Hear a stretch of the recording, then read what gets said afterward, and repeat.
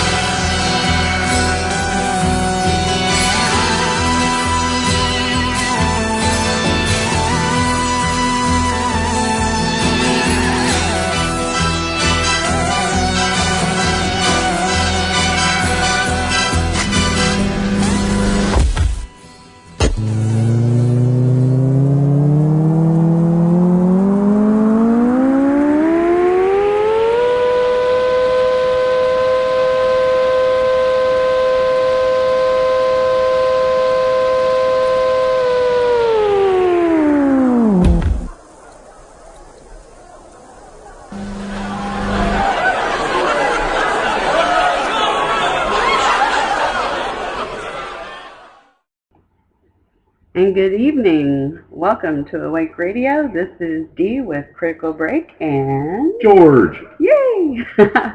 We've got a great show lined up. Today is November 13th, 2013. It is 8:08 p.m. Central Standard Time in the U.S. And we are on part 3 of the subject of the history behind world banking. And we're working on 1944 and onward. So we'll delve right into it. Okay, I'm going to back up to the last year. There's so much that I've been studying the past week that I'm just blown away at some of the atrocities that the Americans did during World War II. Since this is about the same time of where I'm reading right now, it just seemed to be important to know the information.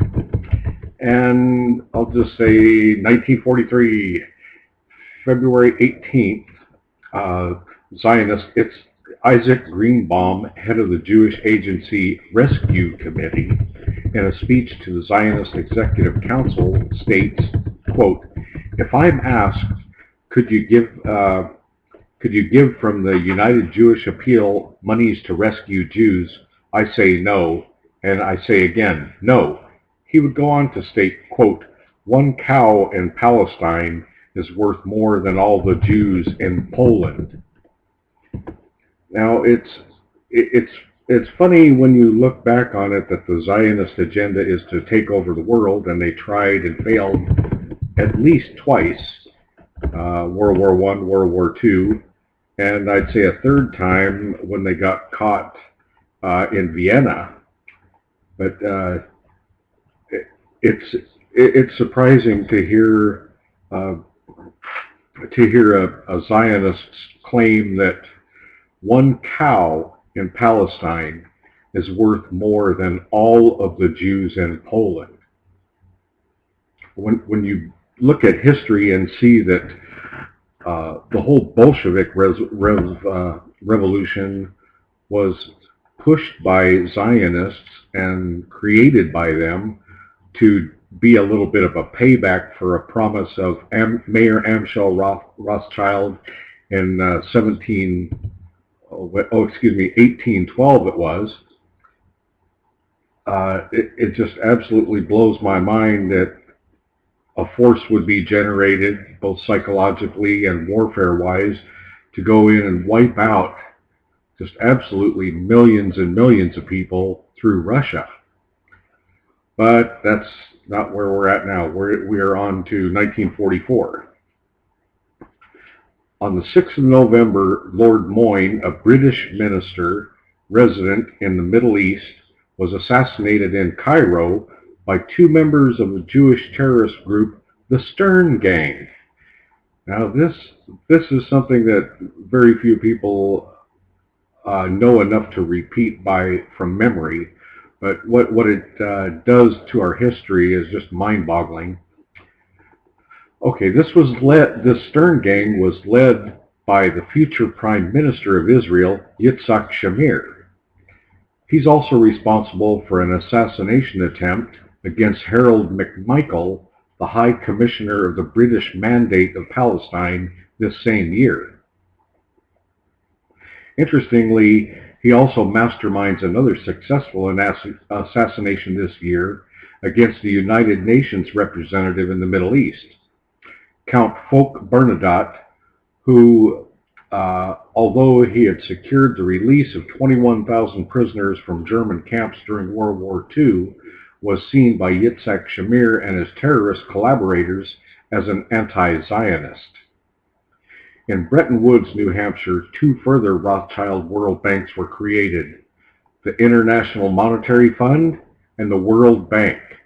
So you see that 1944 was a very, very pivotal year for our planet because our enslavement was essentially secured by the International Monetary Fund controlling the value of our currency and the World Bank through distribution and no doubt there were a lot of banks and glad handing going on in Switzerland during those times, but that's just my own speculation. 1945, the end of the Second War it is reported that IG Farben plants were specifically not targeted in the bombing raids on Germany.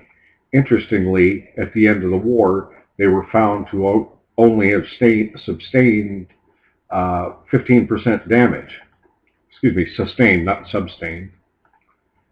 The tribunals held at the end of the Second War to investigate Nazi war crimes censored any materials recording Western assistance to Hitler. The Rothschilds take a giant step towards their goal of world domination when the Second League of Nations, called the United Nations, was approved this year. Okay, so our enslavement is one more step closer to reality. The major controlling force being the UN, the Blue Hats.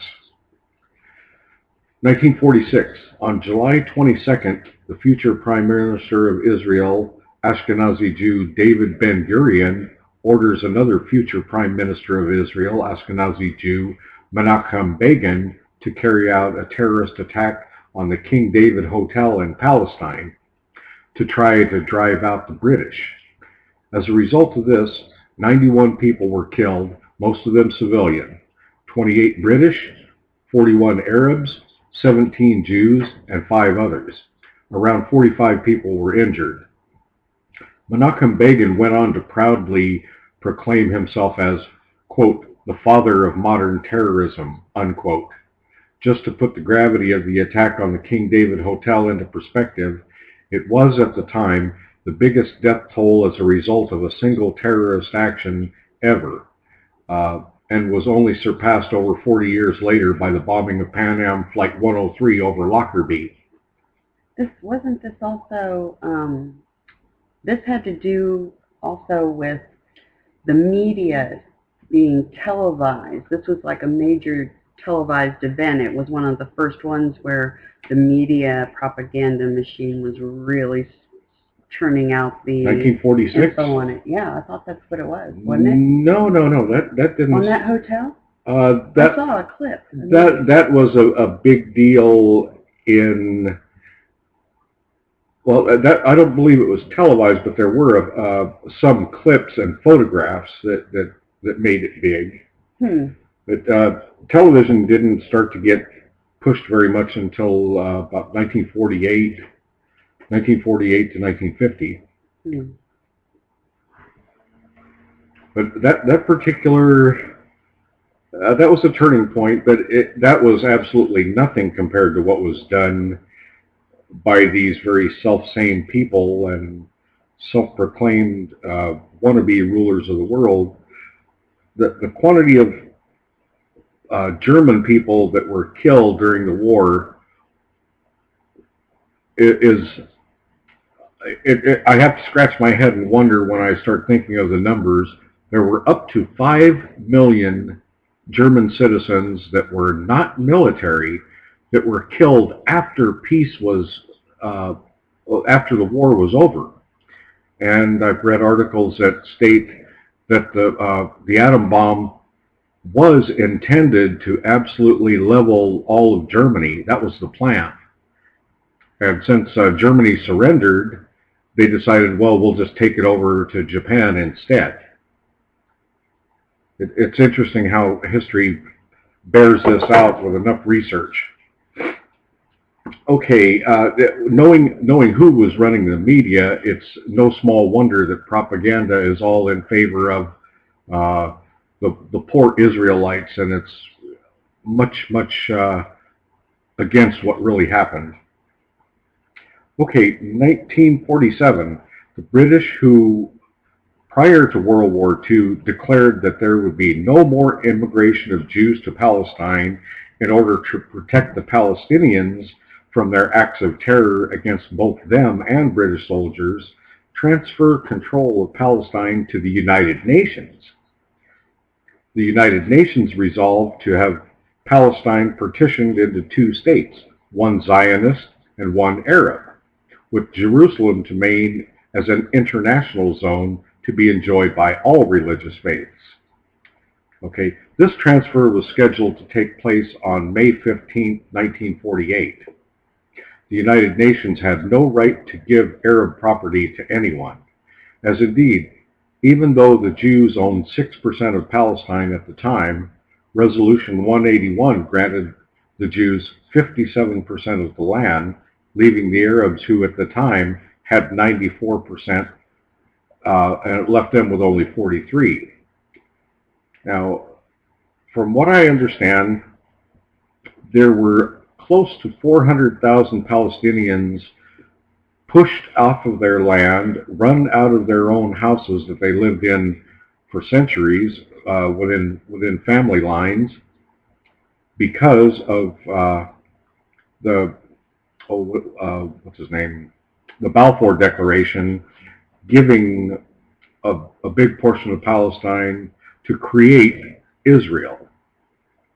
And it's just horrendous, that number of people just forced off of their lands. Almost 500,000, or approaching it.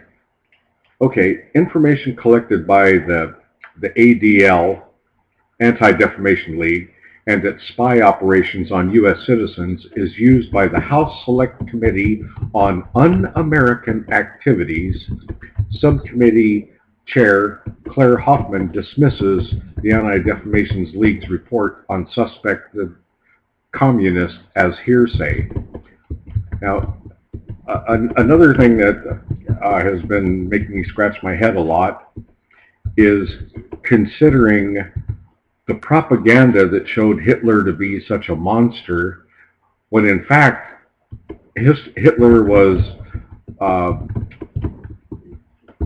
portrayed as a monster by the very people that instigated the war, 1933. Now, the Germans were getting it from all ends.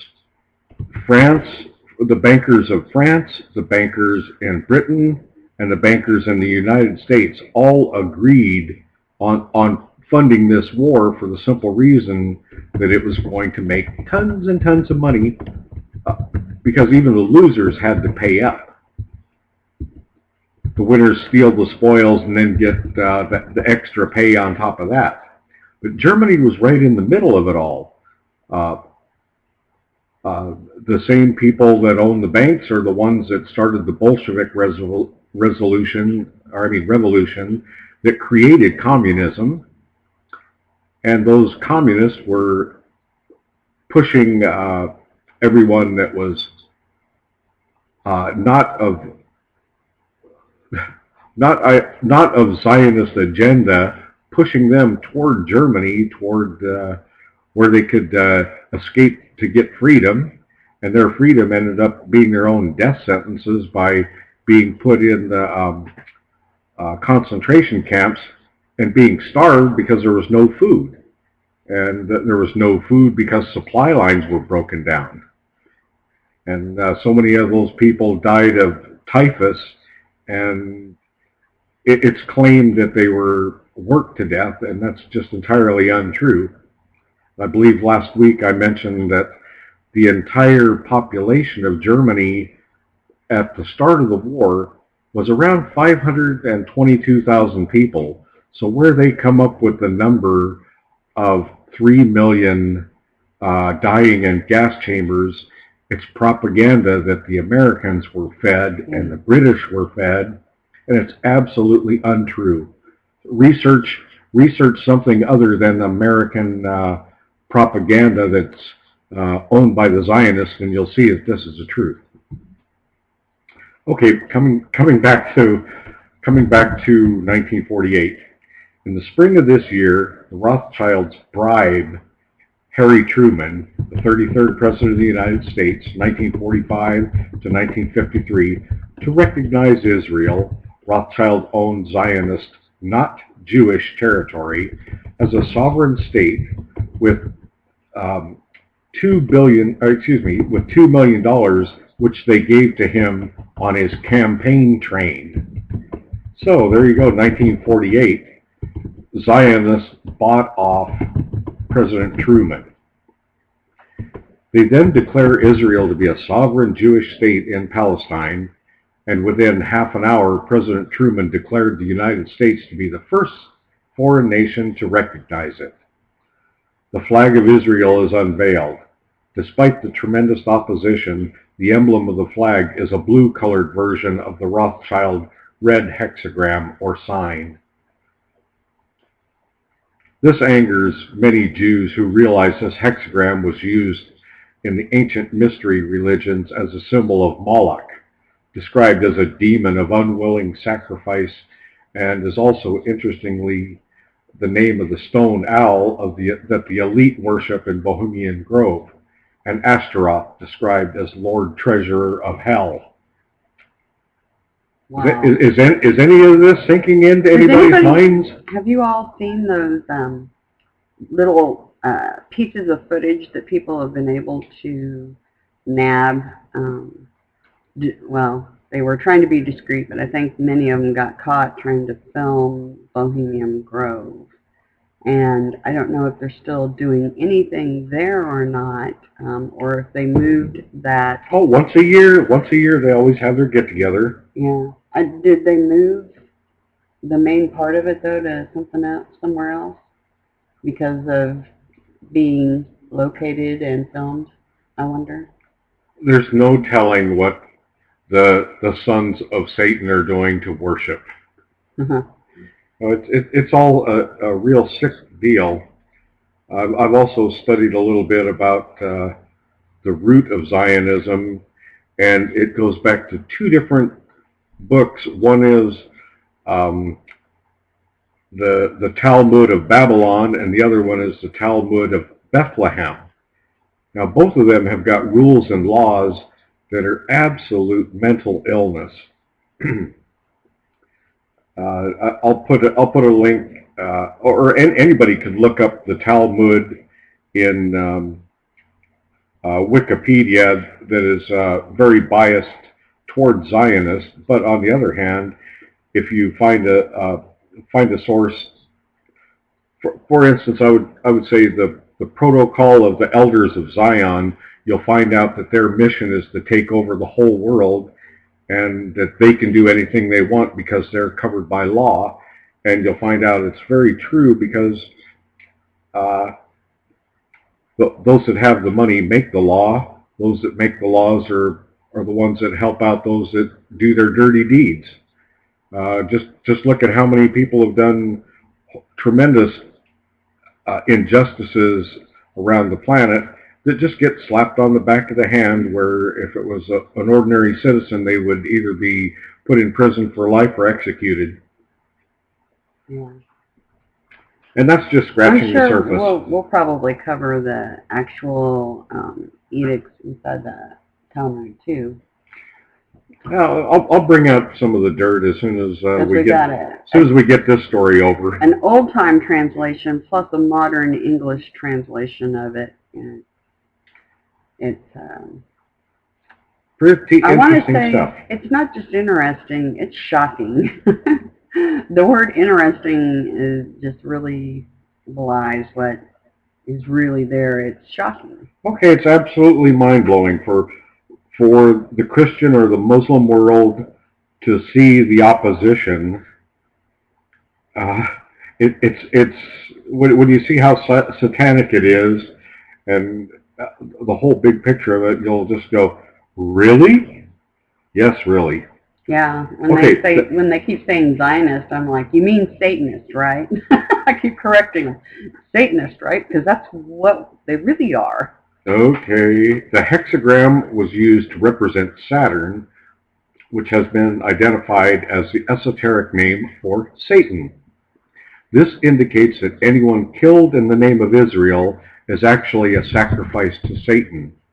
When you start looking at all of these child kidnappings, child rape, child molestation that's done by these Satanists, here's where it's coming from. And this was in 1948. They knew. But the same people that run the media hush it all, so you don't see about it, or you don't see it in print very often, unless you see people that have, or see things that people have snuck out out of the cracks of reality. Okay, the hexagram, where am I at? This indicates that anyone killed in the name of Israel is actually a sacrifice to Satan. And look who's doing their dirty work for them, Americans and British. What the hell are we doing in Syria? Anybody have any answers? It's disgusting. The dissenting Jews believe the menorah, the oldest Jewish symbol, should be used, and pointed out that the hexagram was not even a Jewish symbol, but of course, as the Rothschild Zionists use it, that is what ends up on the Israel flag. You see the confusion there? Well, the Zionists have so interwoven the fabric of their bizarre Satanist beliefs into Judaism that they're practically one and the same. In the early hours of April 19th, 132 Jewish terrorists from an Irgun gang led by Israeli Prime Minister Menachem Begin and the Stern gang led by future Israeli Prime Minister Yitzhak Shamir brutally massacred 200 men, women, and children as they're sleeping peacefully in the Arab village of Deir Yassin. Following the United Nations transfer of Palestine to an independent Jewish state and an independent Arab state on May 15th, the Israelis launched a military assault on the Arabs with blaring loudspeakers on their trucks, informing the Arabs that if they did not flee immediately, they would be slaughtered. 800,000 Arabs, with the recent memory of Deir Yassin massacre at the forefront of their minds, fled in panic. Okay, now this is still 1948. After the original onslaught of Palestine by these Jews that are going to their new homeland and made a state by the United Nations, here are more than 750,000 people running for their lives. Where have they got to go other than going opposite the direction they're being herded by the Zionists? Are you hearing that, sheeple? Bah! Bah! What are we going to do? Are we going to keep on running? And here it is 60 some odd years later, 65, 66 years later. What's the matter with us?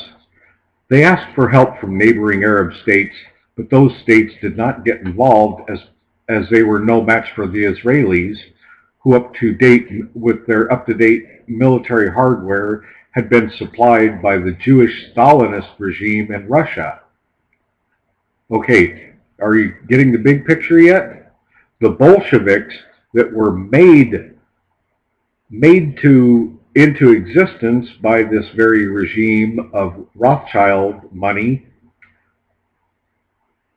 set up communism, and now they're using communist weapons against the Arabs that are now their enemies because they want to expand the size of Israel.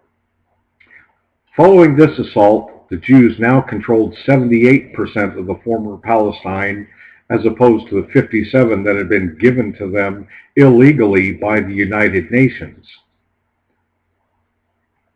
As you recall earlier, it was, what was the percentage? Got to go back up there. Yep. Originally, they were granted 57% of the land. Unbelievable. The Palestinians, many of them Christians, were never paid compensation for their homes, property, or businesses stolen from them during this illegal Jewish assault. And these people ended up in slum refugee cities and tents. Furthermore, at least half the Palestinians in a hurry to flee left their birth certificates behind. The state of Israel then passed a law that only those that could prove citizenship were allowed to return to Israel, thus meaning these 400,000 Palestinians could not return and lost all of their property that they left there. Mm.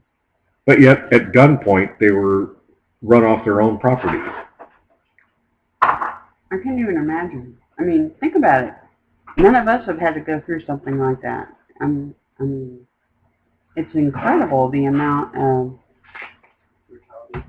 the brutality behind it. My son just chimed in. But if you really think about how that would be, just imagine somebody runs you out of your home and you don't even have time to grab essential paperwork or anything that is what I would call,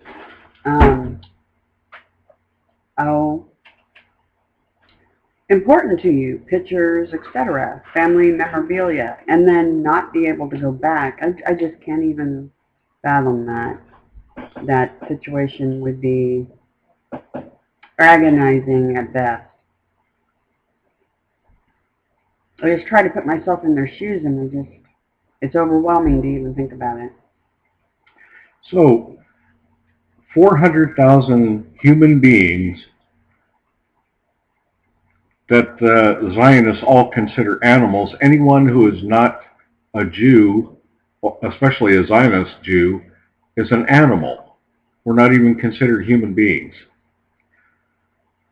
Ashkenazi Jew David Ben-Gurion, one of the founders of Israel and the first prime minister, candidly describes Zionist aims in his diary, 21st of May, 1948, as follows.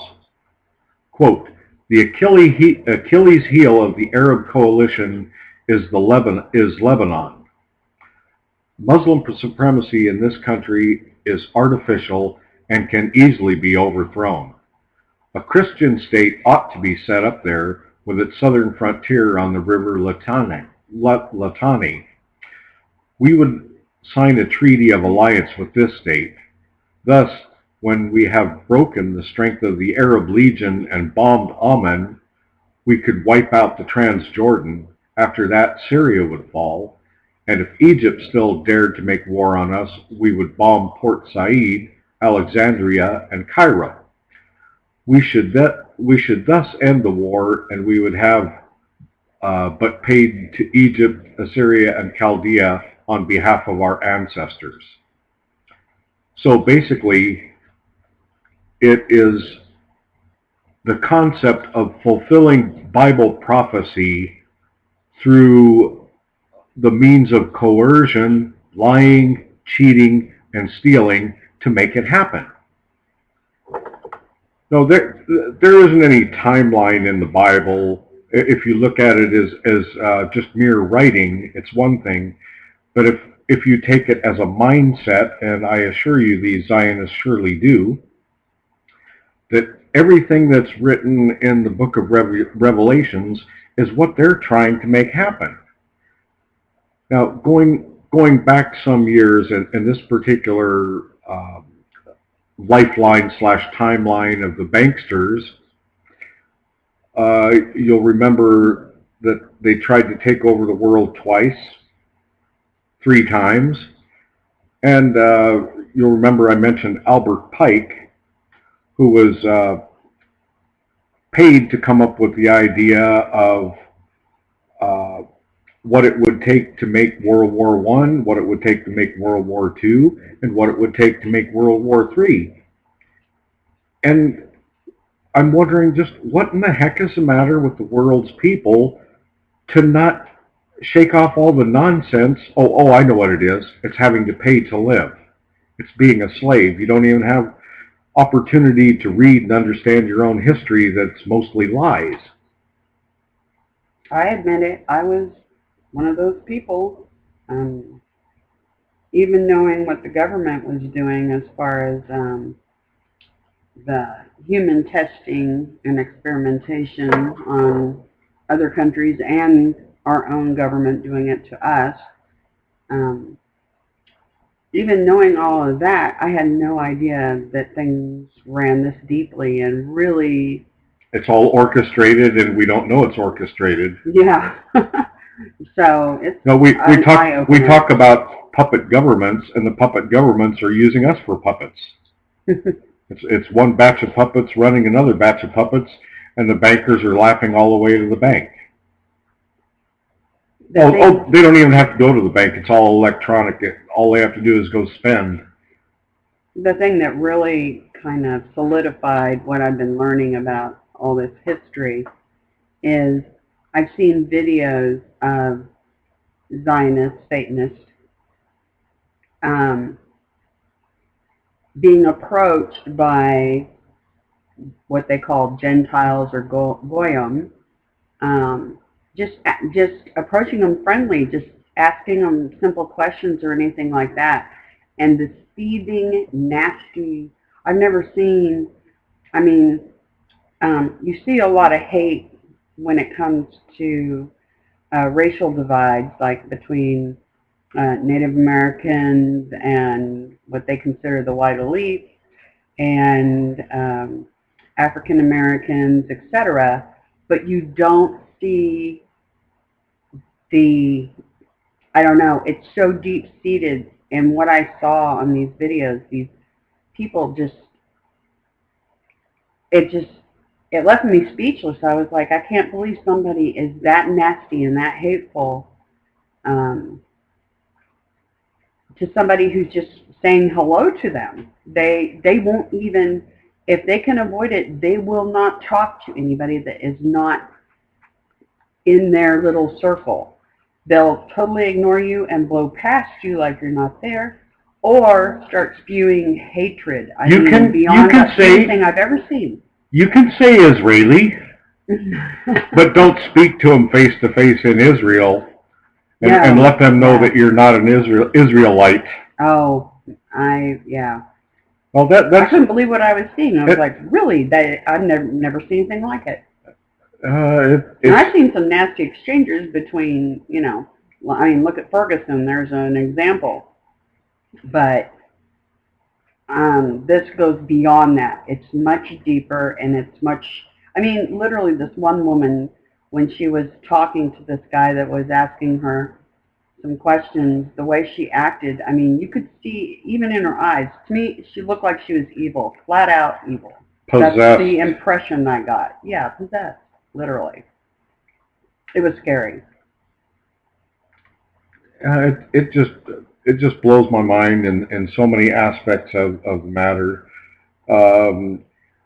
In the Bible, it goes on and on about how persecuted the Jews were, or I should say the Israelites were so persecuted. And there was probably a smaller handful then of the Zionists, but the fact remains, those people were pushed from one country to another, to another, to another, and I'm just guessing it's karma doing its payback thing, and those that don't understand how karma works will keep repeating the same bad behavior. And look where we're at now. We're at the point where if anybody does anything against Israel, they've got what's called the Samson option, where they push the button and the whole world gets destroyed with nuclear weapons. And who was it that came up with the first nuclear weapon? I'll give you a little clue. It begins with a Z and ends with an N. Zion. At first, I thought that all that Zionism meant was that they were just Israelis that wanted to have their own homeland. But that's not the truth. There's an agenda behind it. And that agenda has been written for the longest time. And now... Massive agenda. It's such a big deal. We've got an elephant in our living rooms and we don't even see it. Mm-hmm. I didn't. Well, it takes a lot of understanding to get past all the programming you've had all your lives, me included. But I've been looking out toward the edge of information for a pretty good long time, even though I don't know it all. I only know every other thing. I'm still filling in the blanks. Okay, 1949. On October 1st, Mao Zedong declares the founding of the People's Republic of China in Tiananmen Square, Beijing. He's funded by, guess who? Rothschild created communism in Russia, and also the following Rothschild agents. Solomon Adler, a former United States secretary official who was a Soviet spy. Israel Epstein, the son of a Jewish Bolshevik imprisoned by the Tsar in Russia for trying to foment a revolution there. And Frank Coe, a leading official of the Rothschilds-owned International Monetary Fund Bank. So there you have it. China's communism was funded by these same people. 1950, Israel passes their law of return, guaranteeing every Jew worldwide the right to dwell in the state of Israel. However, the Palestinians, even though they had lived there for 1,300 years, were denied that right. John Davitt, a former chief of the Justice Department's Internal Security Section, notes that Israeli intelligence service is the second most active in the United States after the Soviets, and of course, both Israel and the Soviet Union are run by the Ashkenazi Jewish leadership. Welcome to the United States of Israel. 1951, on 1st of April, no, this isn't April Fool's. On the 1st of April, the Israeli Secret Intelligence Agency, the Mossad, which will go on to terrorize the world, is formed. The motto of the Mossad is probably the most disgusting Secret Service motto in the world. It is, quote, "By the way of deception thou shalt do war," unquote. Are you getting that? By the way of deception thou shalt do war. That particular saying is in the Talmud, and it's also in a book called Protocols of the Elders of Zion, and that has been in existence for 150 years. 1953, N.M. Rothschild and Sons found the British Newfoundland Corporation Limited to develop 60,000 square miles of land in Newfoundland, Canada, which comprised a power station to harness the power of the Hamilton, later renamed Churchill Falls. At the time, this was the largest construction project ever to be undertaken by a private company. 1954, the Lavon Affair. Israeli agents recruit Egyptian citizens of Jewish descent to bomb Western targets in Egypt and plant evidence to frame the Arabs in an apparent attempt to upset American-Egyptian relations. Israeli Defense Minister, Ashkenazi Jew Pinhas Lavon, is eventually removed from office, though many think real responsibility lay with David Ben-Gurion. A hidden microphone planted by the Israelis is discovered in the office of the U.S. ambassador in Tel Aviv. 1955, Edmond de Rothschild founds Compagnie Financière Paris. Okay, so another bank in France. 1956, telephone taps are found connected to telephones in the residence of the U.S. military attaché in Tel Aviv. Okay, 1957, James de Rothschild dies, and it's reported by the Rothschild-owned media that he bequeaths a large sum of money to the State of Israel to pay for the construction of their parliament building, the Knesset. He states that the Knesset should be, quote, "a symbol in the eyes of all men of the permanence of the State of Israel." On page 219 of his book, quote, "Tales of the British Aristocracy," unquote, L.G. Pine, the editor of Burke's Peerage, states that the Jews, quote, "have made themselves so closely connected with the British peerage that the two classes are unlikely to suffer loss, which is not mutual. So closely linked are the Jews and the lords that a blow against the Jews in this country would not be possible without injuring the aristocracy also." Okay, hide behind other people. what that tells me exactly, That's what they do. they have infiltrated. Obviously, they've infiltrated the United Kingdom to the point where lords and everybody above that is somewhat of an equal to them because they're being paid off.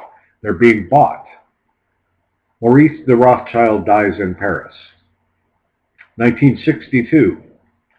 Rothschild's Frere, that would be the Rothschild father, establishes iMetal as an umbrella company for all their mineral mining interests. Frederick Morton publishes his book, The Rothschilds, in which he states, quote, though they control scores of industrial, commercial, mining, and tourist corporations, not one bears the name Rothschild. Being private partnerships, the family houses never need to and never do publish a single public balance sheet or any other report of their financial condition. This attitude reveals the true aim of the Rothschilds to eliminate all competition and create their own worldwide monopoly. Are you catching on to the game yet, folks? Now, when you realize that the whole concept of the Rothschilds is to use and abuse everybody that they can that is not a Jew or Zionist. Because they even go after the Jews. They even everybody, they kill the people they hide behind. Well, the insanity goes so deep. I'm just trying to gloss over and bring it all up into perspective. That's that unless they get free money, well, people are all working as slaves for them, whether they want to or not, just by virtue of the way the system has been created and manipulated. We're lied to, we're told what to buy, how to live, we have to pay ridiculous mortgage payments, we have to pay ridiculous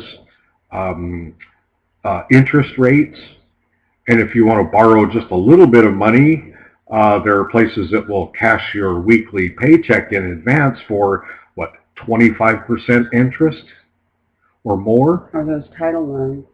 On and on and on. It's amazing what people get into. Zionism has taught others to be like them and be thieves and liars and cheats. And what's that done to the whole world? Makes a lying, cheating, stealing bunch of worthless humans. And that's just buying into their hand. We're becoming what they vision us to be. Are you catching on to the big picture? Okay. I'm sorry I interrupted you. Yeah. I just, with those loan companies, the title loans or the payday loans, we're doing a service to people that are in need, but that's utter baloney because it makes desperate people even more desperate. Yeah, because they get trapped and they have to take out, once they do pay the loan, that sets them behind the next month, and it's just a never-ending cycle. So, I personally have not gotten myself involved in that. I have an accounting background, so I know better. But so many people get desperate and seek that option out in order, either they don't have an option or they don't want to bother friends or family for help because it's a pride thing. And they get caught up in this, and I've seen it time and time again. I've actually helped bail people out of that particular system. But, yeah, it's sad. It's interesting going from that aspect to all of a sudden 1963, on June 4th, President John F. Kennedy, the 35th President of the United States from 61 to 63, signs Executive Order 1110, which returned to the U.S. government the power to issue currency without going through the Rothschilds-owned Federal Reserve. Now, that's exactly what Hitler did. He ousted the Rothschild banking cartel From Germany. in Germany and made his own money that was owned by his own people, so everybody had a piece of the wealth instead of only a percentage of what the Rothschilds allowed them to have. And presently, I don't know what the yearly income is from the Fed, but when it first started in 1913, the Rothschilds were siphoning off $150 million a year. Free money. They don't have to do anything for it except print it.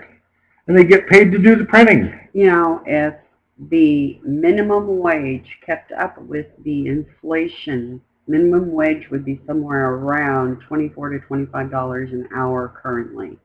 And we all know full well it's well below that. I'm sorry, I don't agree with any of that. All I believe is our time is priceless, and no matter what we do in an hour, there's never enough money to buy another hour of your life. Yeah, true. So if you sell yourself, pardon the French, you're a whore. If you sell yourself by the hour, you're a whore. Sounds harsh, but it's true. If you're selling your life, it's one thing. You're a slave, really. Part of the... Well, exactly. And then there are tax thieves that rape you on top of being a whore. How sick is that?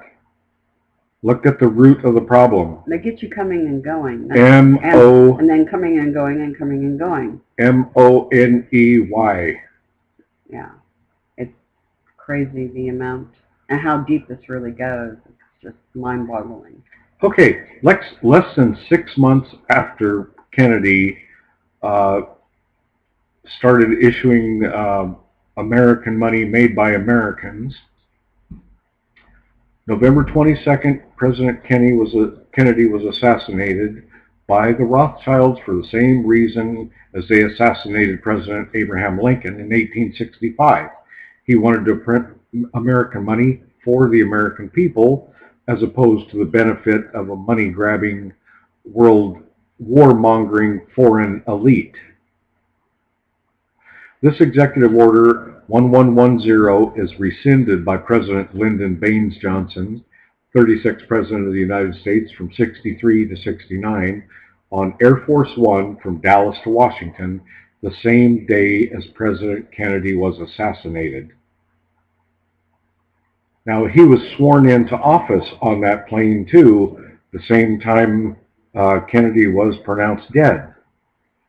That's some pretty quick work from the Zionists, wasn't it? Yeah, they were already standing by. Because normally, especially back in that time frame, communications were not what they are now, of course. You could expect expediency these days because things happen in an instant with the internet and computers, but it wasn't really the computer age yet, and they had to have been just standing by, literally waiting, for, it just, and the insanity continues. You all get what I'm saying. Another and probably the primary reason for Kennedy's assassination is, however, the fact that he made it quite clear to Prime Minister David Ben-Gurion that under no circumstances would he agree to Israel becoming a nuclear state. The Israeli newspaper Haaretz on November 5, 1999, in a review of Avner Cohen's book, quote, Israel and the Bomb, unquote, states the following. Quote, the murder of American President John F. Kennedy brought to an abrupt end the massive pressure being applied by the U.S. administration on the government of Israel to discontinue the nuclear program. The book implied that had Kennedy remained alive, it's doubtful whether Israel would today have a nuclear option, unquote. Edmond de Rothschild establishes La Compagnie Financière Edmond de Rothschild, LCF, in Switzerland as Venture Capital House. This later develops into an investment bank, an asset management company with many affiliates. He also marries his wife Nadine, and they have a son, Benjamin de Rothschild. Okay, now that's a good place to take a break. Our first break of the show. Oh, and we're 1965, the year of some of Chevrolet's fastest cars. It is 8:58 p.m. Central Standard Time in the U.S. We are on Awake Radio. This is Critical Break. It is November 13th, 2014, and we're going to take a short break. Enjoy the music, stretch your legs, and join us, please, because we've got so much more to cover, 2 more hours worth, plus some. So stay with us.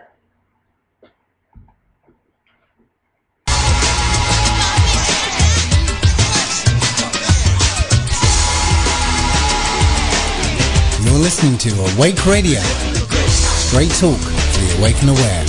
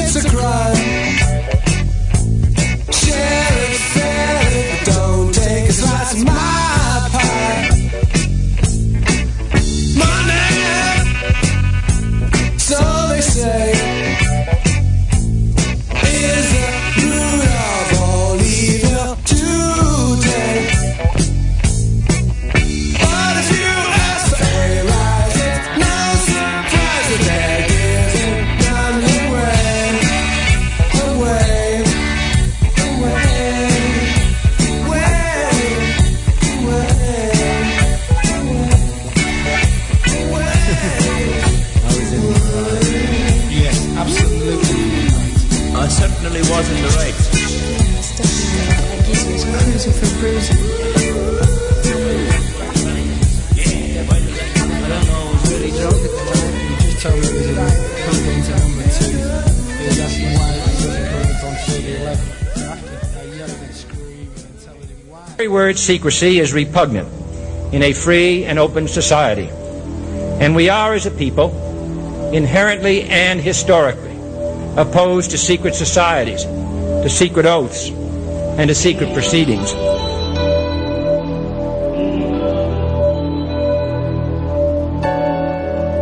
And there is very grave danger that an announced need for increased security will be seized upon by those anxious to expand its meaning to the very limits of official censorship and concealment.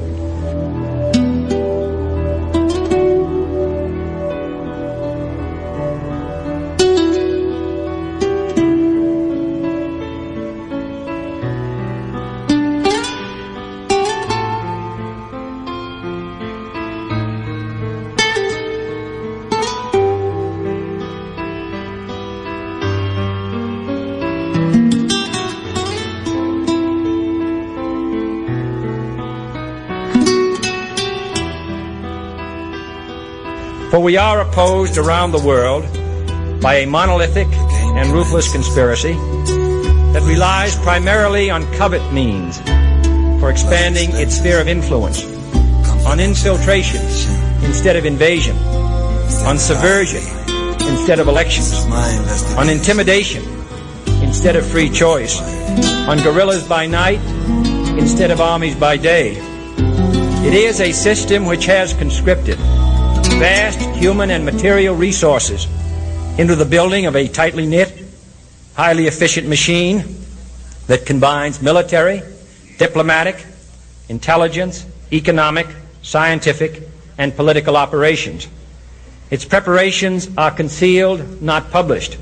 Its mistakes are buried, not headlined.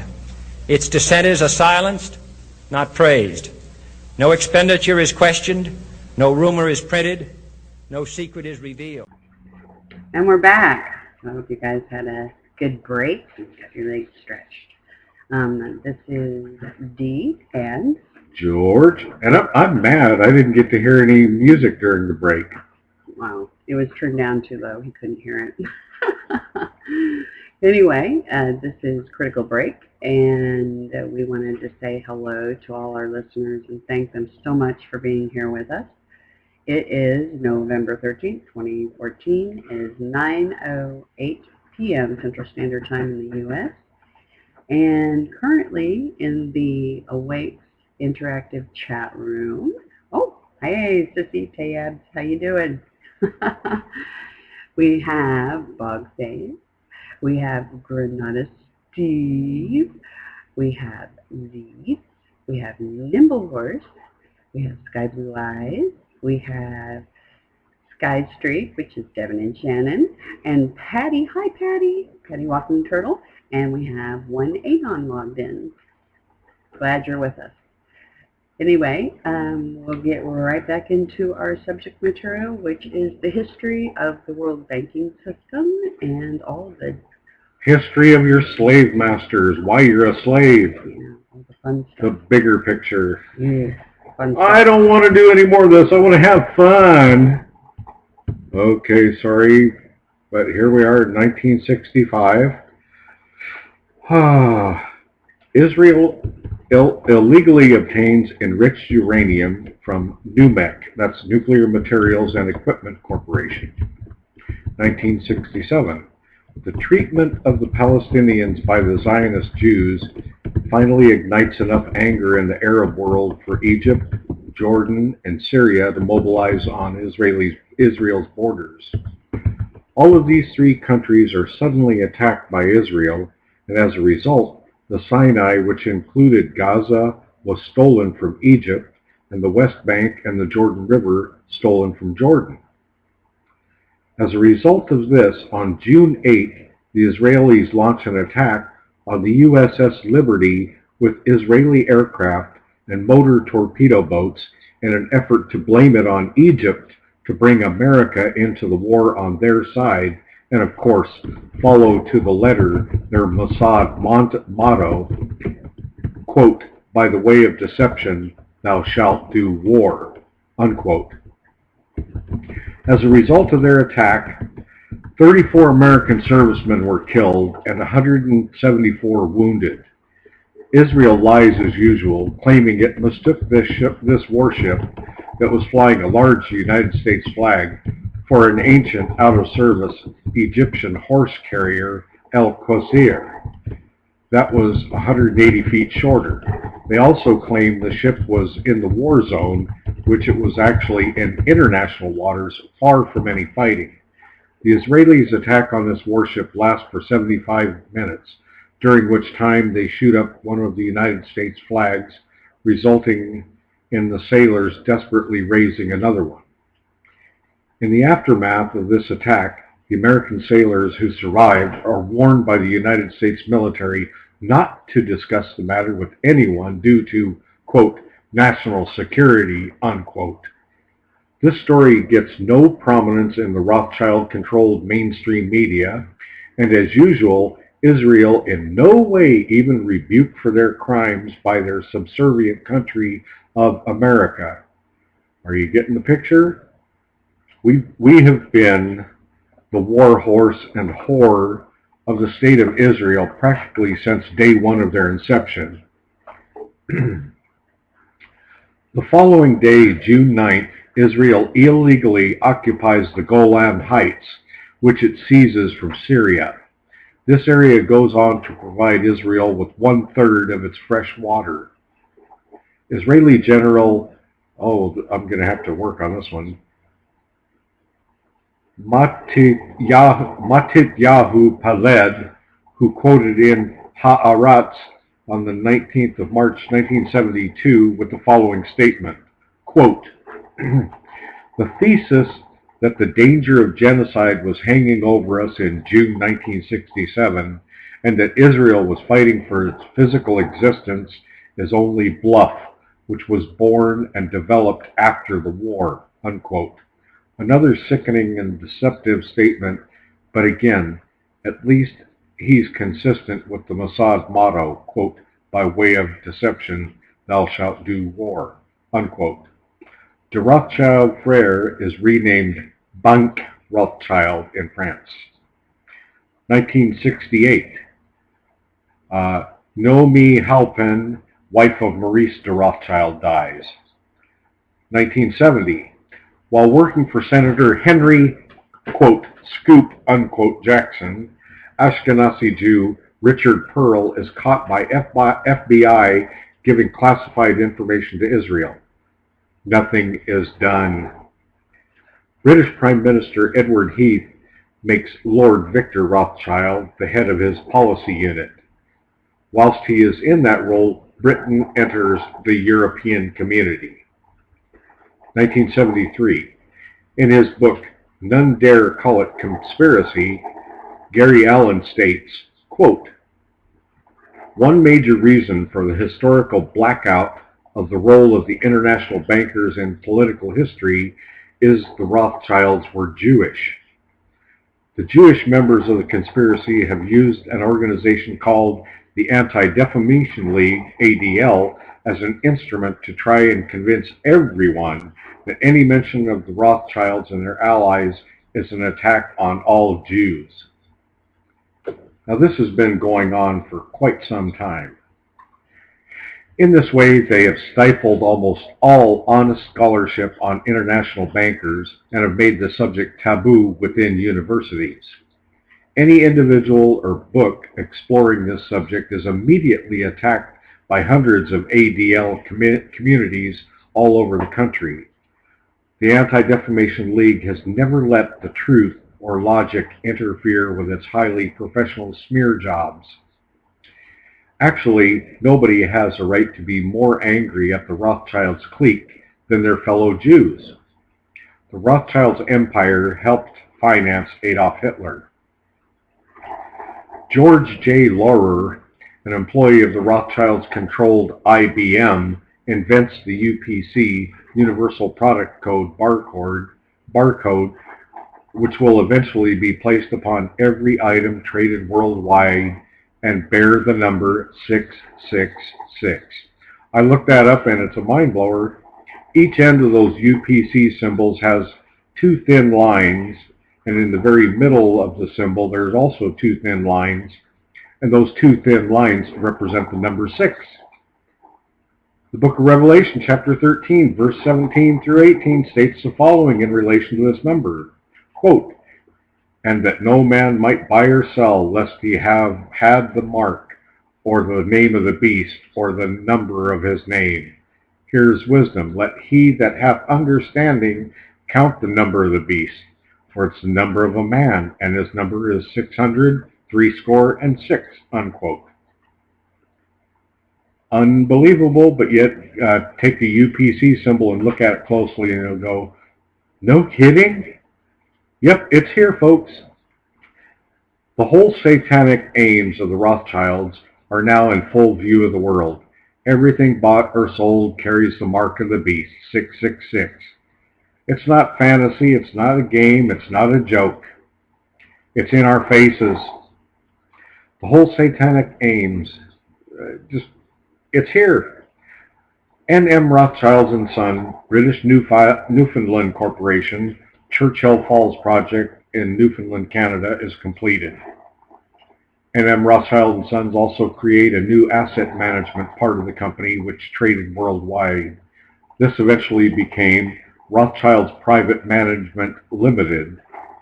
Edmund de Rothschild, a great-great-grandson of Jacob James Mayer Rothschild, bought the Cru Bourgeois estate of Chateau Clark in Bordeaux.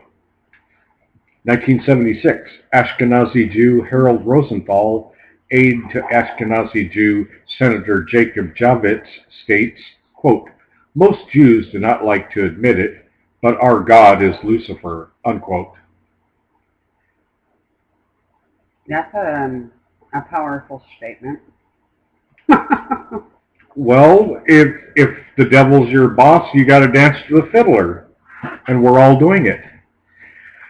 Okay, 1978, Ashkenazi Jew Stephen Byron, then Senate Foreign Relations Committee staffer, is overheard in Washington, D.C. hotel offering confidential documents to top Israeli military officials. Brian obtains a lawyer, Nathan Lewin, and the case heads for the grand jury, but is mysteriously dropped. Byron later goes to work for Richard Pearl. And we know a little about him, or should. 1979, the Egyptian-Israeli peace treaty in 1979 was underwritten by the United States aid, which pledged $3 billion annually to Israel from the United States taxpayer, not even a drop in the ocean when you consider the amount they make off the Federal Reserve. Shin Bet, the Israeli Internal Security Agency, tries to penetrate the U.S. Consulate General in Jerusalem through a, quote, honey trap, unquote, using a clerical employee who is having an affair with a Jerusalem girl. Baron and Baroness Philippi de Rothschild, in a joint venture with Robert Mondavi, begin the construction of a pyramid in Napa Valley, California, where the leader and founder of the Church of Satan, Ashkenazi Jew Anton LaVey, was based. This is known as Opus One, which means first work, and the front of this temple is that the front for this temple is that it is a winery. 1980. The global phenomenon of privatization starts. The Rothschilds are behind this from the very beginning in order to seize control of all publicly owned assets worldwide. Everything's corporate. 1981. Bank Rothschild is nationalized by a French government. The new bank is called Compagnie Européenne des Banques. The Rothschilds subsequently set up a successor to this French bank, Rothschilds and C Bank, RCB, which goes on to become a leading French investment house. Now, when you look at the history, Who in their right mind would want to have a small bank with almost no interest paid on what you deal with the bank, when you can go to a Rothschild's bank and be guaranteed so much more? We're all just tightening the nooses around our necks tighter and tighter all the time. 1982. From September 16th to 18th, future Prime Minister of Israel and then Defense Minister, Ashkenazi Jew Ariel Sharon, orchestrates Israel's invasion of Lebanon, which provided Ariel lighting in order to facilitate the killing of between 1,000 and 2,000 men, women, and children in the Sabra and Shatila massacres. 1985, Eustace Mullins publishes, quote, "Who Owns the TV Networks?" unquote, in which he reveals the Rothschilds have control of all three major U.S. networks, which are NBC, CBS, and ABC. The New York Times reports the FBI is aware of at least a dozen incidents in which American officials transferred classified information to the Israelis, quoting former Assistant Director of the FBI, Raymond Wanal. The Justice Department does not prosecute.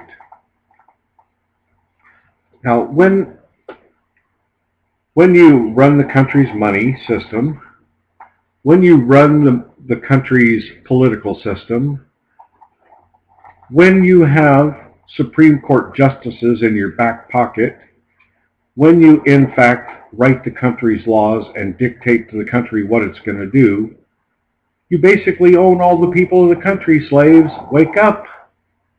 The same thing in Britain, the same thing in almost all other countries. It's happened in Australia, it's happening here. My goodness, where are we at? Still 1982? No, 85. No, 82, 85. Yeah. Richard Smythe, the owner of Milco, MILCO, is indicted on charges of smuggling nuclear timing devices to Israel. Hint, hint, nudge, nudge, wink, wink. Guess what brought down the Twin Towers? N.M. Rothschild and Sons advised the British government on the privatization of British gas. They subsequently advised the British government on virtually all of the other privatizations of state-owned assets, including British Steel, British Coal, all the British Regional Electricity Boards, and all the British Regional Water Boards. You got that, friends, over there in England? Rothschilds owns it all. A British MP heavily involved in these privatizations is future Chancellor of the Exchequer, Norman Lamont, a former Rothschild banker. 1986, Mordecai Vanunu. Oh, that almost reminds me of Robin Williams, Nanu Nanu. Mm-hmm. Mordecai Vanunu, a technician at Dimona, that's Israel's nuclear installation from 76 to 85. He discovers that the plant was secretly producing nuclear weapons. Secret is out. His conscience made him speak out, and in 1986 he provided the London Sunday Times with the facts and photos they used to tell the world about Israel's nuclear weapons program. His evidence showed that Israel had stockpiled up to 200 nuclear warheads with no debate or authorization from its own citizens. On 30th September 86, Vanunu was lured from London to Rome. There he was kidnapped, drugged, and shipped to Israel. After a secret trial, he was sentenced to 18 years for, quote, treason and espionage, unquote, something Israel are very familiar with, though he had received no payment and had communicated with no foreign power. He goes on to be held in complete isolation for 11 years, only allowed occasional visits from his family, lawyer, and a priest. All of it was conducted through a metal screen. Although he completes his sentence, the Israeli government continues to hold him against his will. 1987, Edmund de Rothschild creates the World Conservation Bank, which is designed to transfer debts from third world countries to this bank, and in return, those countries would give land to this bank. This is designed so the Rothschilds can gain control of the third world, which represents 30% of the land surface of the earth. I've read about this conservation bank in several articles, and it's all a ruse in buying up the land, but it's put out to be as conserving the land to make it a pristine area. Untrue, although people will probably be wiped out because that's what the Rothschild do. On April 24th, the Wall Street Journal reveals the quote role of Israel in Iran-Contra scandal won't be explored in detail by panels, unquote. Wall Street Journal, well, isn't that one of the ways that... That's one of the ones I know, isn't it? Well, sure, that's their way of playing with other people's money. Or stealing other people's money with the ruse of them thinking that they're trading on the open stock market, when in reality, they take money and return a little bit to those who are favored by them. 1988, Anti-Defamation League initiate a nationwide competition for law students to draft anti-hate legislation for minority groups. That competition is won by a man named Joseph Ribicoff, whose thesis proposes that not only must hate-motivated violence be banned, but also any words which stimulate suspicion, friction, hate, and possible violence must also be criminalized. This ADL prize-winning paper suggests that not only should state agencies monitor and restrict free speech in general, but they should also censor all films that criticize identifiable groups. Furthermore, even if the person making the statement can justify it, for example, Christians criticizing homosexuality because the Bible expressly forbids it, Ribicoff asserts that the truth is to be no defense in court.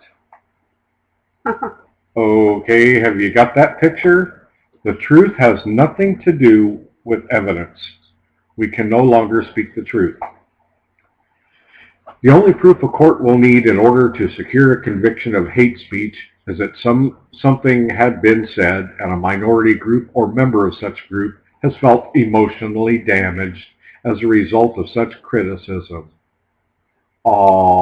Therefore, under these proposals, which the ADL will have forced into law over the world in less than 15 years later, Jesus Christ would have been arrested as a hate criminal. This law is designed to protect the Rothschild conspiracy from being revealed, in that if you criticize the Rothschilds' criminal cabal, you'll be targeted as anti-Semitic, thus risk imprisonment.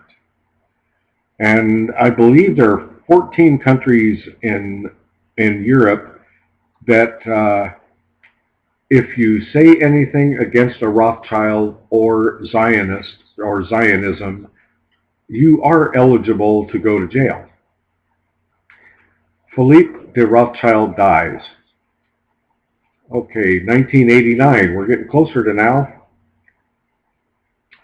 Many of the satellite states in Eastern Europe, through the influence of glasnost, become more open in their demands of freedom from communist governance in their republics.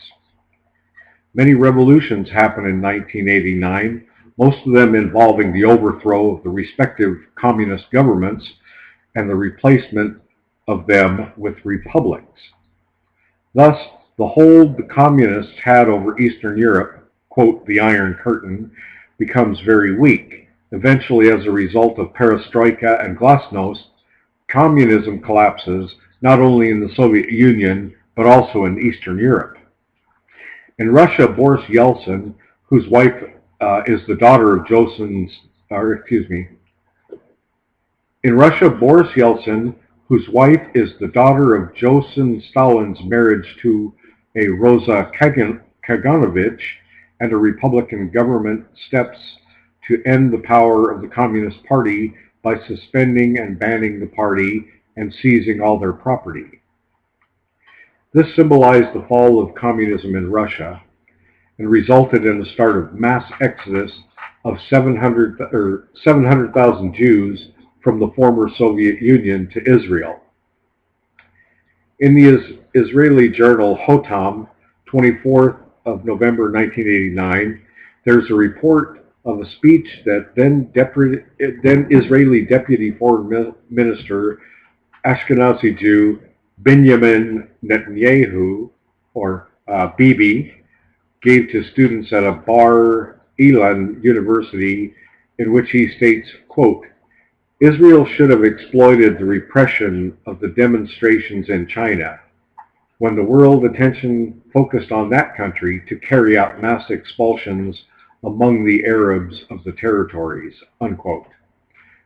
The London and Paris Rothschilds announced the launch of a new subsidiary, Rothschilds GmbH, in Frankfurt, Germany. Now, I find it very interesting that all of a sudden Rothschild's banking is showing back up in Germany, even though most of it is controlled from the United States. I've read some articles recently where Germany is under the thumb of American bankers through the Rothschilds' money system. And now they have their own branch again. Okay, 1991. Following the Iraqi invasion of Kuwait on August 2nd, 1990, on January 16th of this year, the United States and Britain began an aerial bombing campaign of targets within Iraq. On 24th February, the ground campaign commenced with what was to last 100 hours until February 28th, when a horrendous war crime occurred. This crime was the slaughter of 150,000 Iraqi troops with fuel air bombs. Those fuel air bombs are essentially just what it says, fuel and air. Just above ground level, the bombs go off and everybody and everything is incinerated. Now, these Iraqis were running on a crowded highway from Kuwait to Basra. They were already prisoners of war. President George Herbert Walker Bush ordered the United States military aircraft and ground units to kill these surrendering troops. They were then bulldozed into mass unmarked graves in the desert. Some of them were still alive.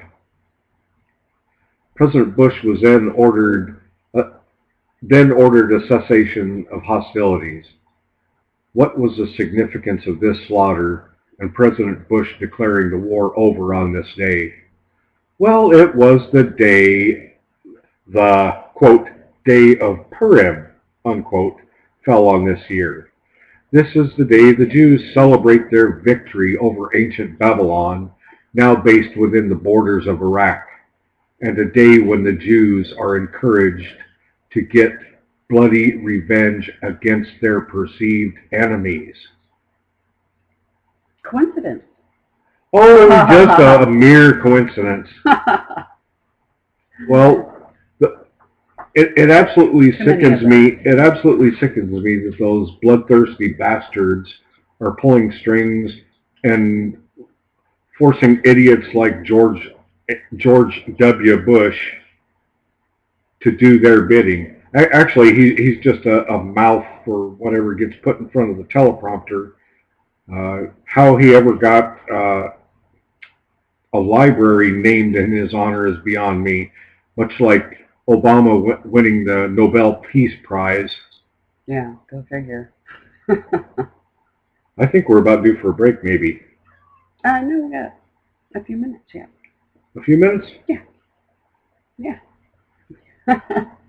We've got, that barcode thing.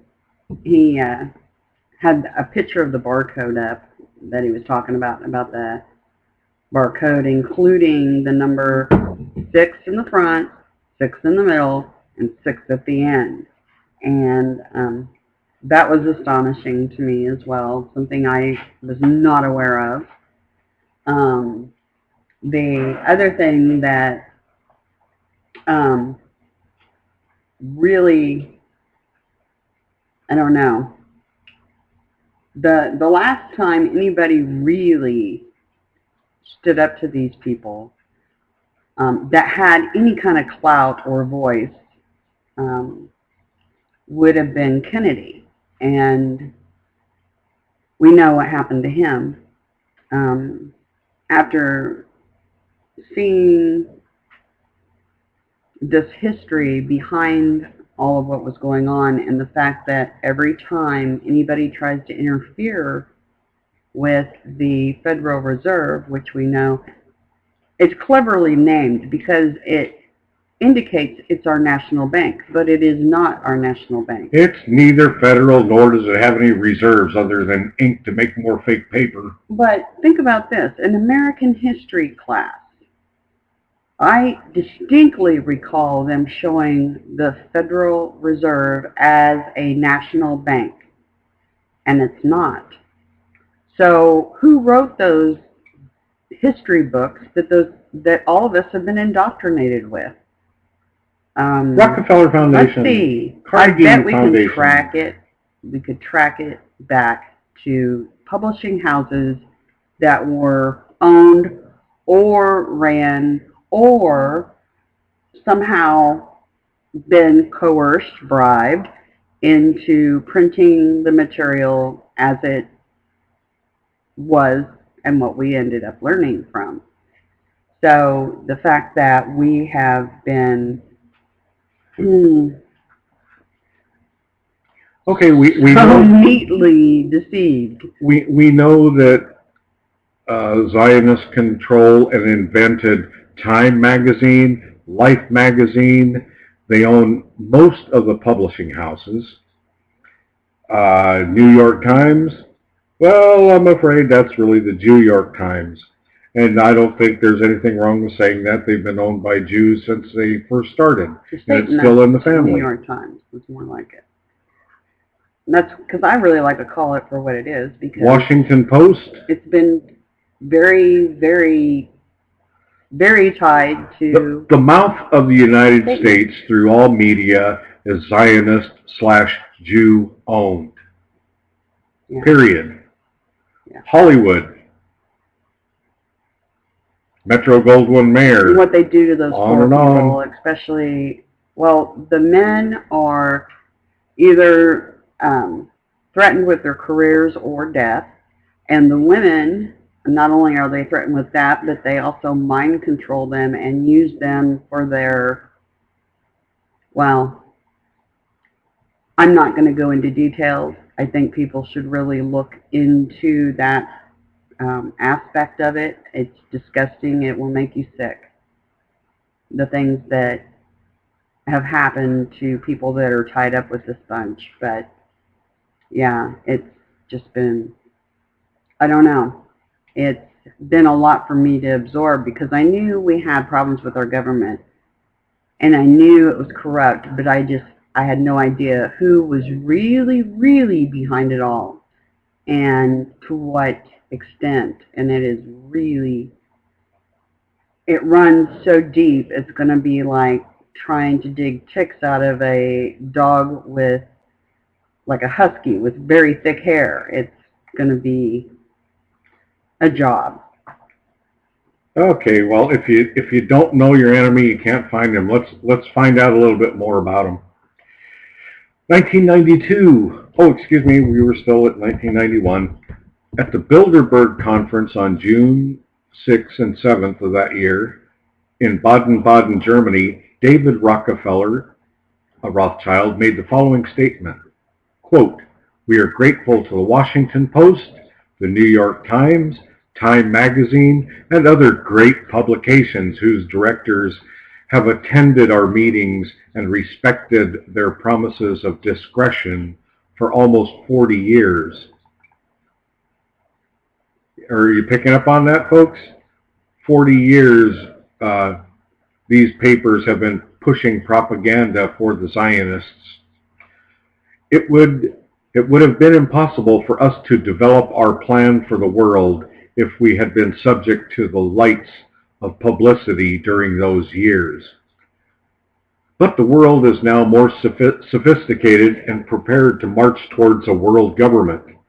The supranational sovereignty of an intellectual elite and world bankers is surely preferable to the national auto-determination practiced in past centuries, unquote.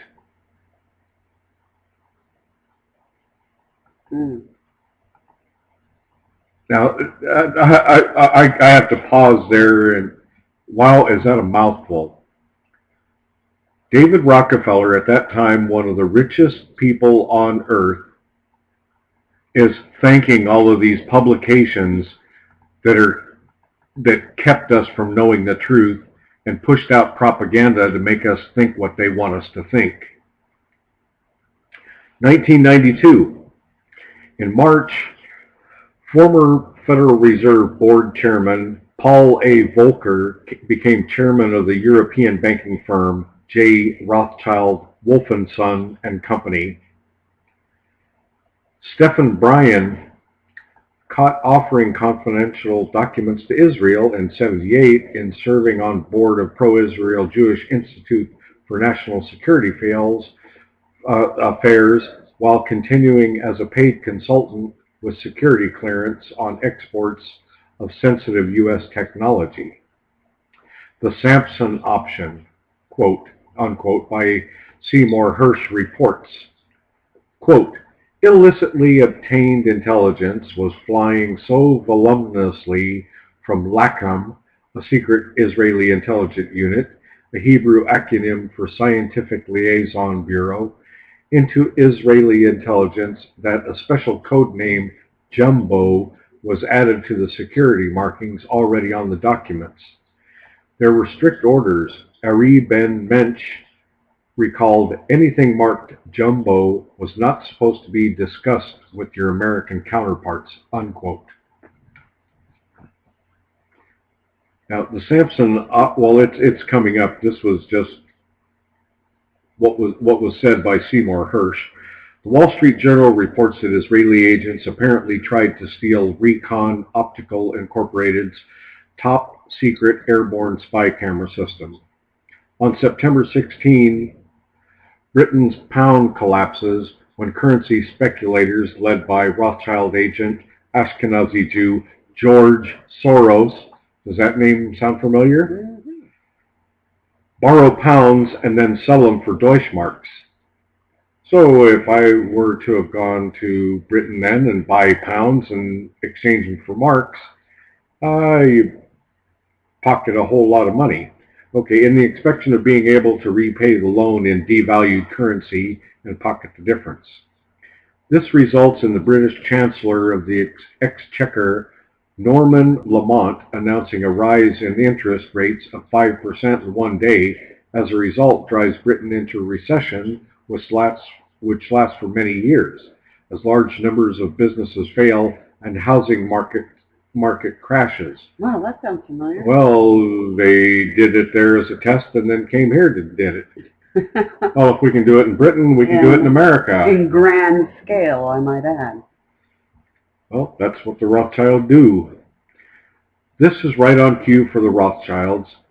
After they had privatized Britain's state-owned assets during the 1980s, driven the share price up, and then collapsed the market so that they could buy up for pennies on the pound, a carbon copy of what Nathan Mayer Rothschild did to the British economy 180 years before in 1812.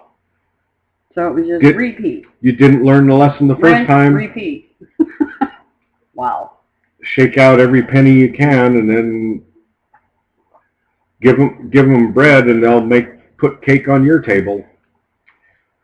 Okay, it cannot be overstated that the Chancellor of the Exchequer at the time, Norman Lamont, prior to becoming an MP, was a merchant banker with N.M. Rothschild and Sons, who he joined after reading economics at Cambridge. Okay, so if you're catching on to that, it's very interesting. Insider trading at its finest. That's another thing that these people are very, very famous for. Yeah. Yeah, I think we should take a break. Okay, break time it is. Aha, break time. Woohoo! Everybody gets to stretch their legs and loosen their ears back up again. This is a lot to absorb, but I would like to put out that anybody out there that would like to look at this and read it for themselves, you could look at it up on the web. IamTheWitness.com/Daryl Bradford Smith _Rothschild. And that will bring it up. Yeah. Anyway, it is 9:46 p.m. Central Standard Time in the United States. It is November 13th, and we will be right back.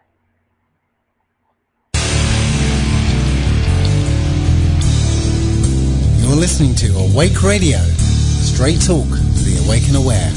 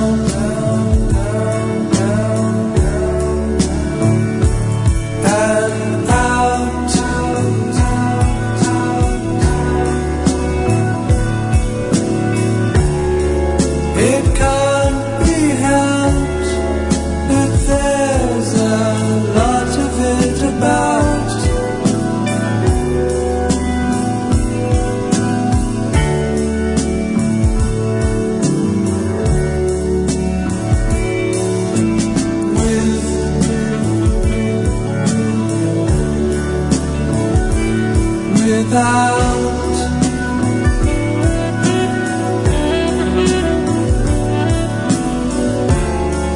And who'll deny it's what the fighting's all about?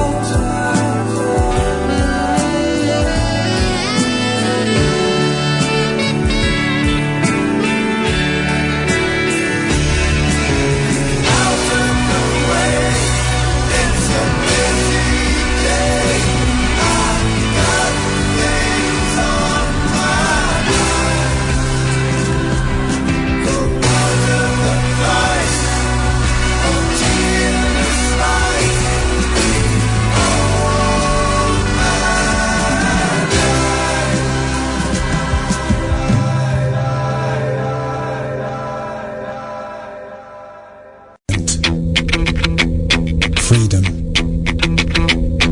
law, education, health, free energy, money, debt.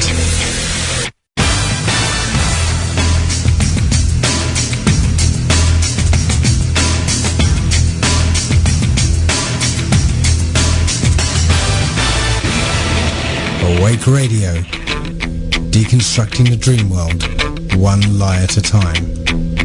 You didn't think it was going to be that easy, did you? You know, for a second there, yeah, I kind of did.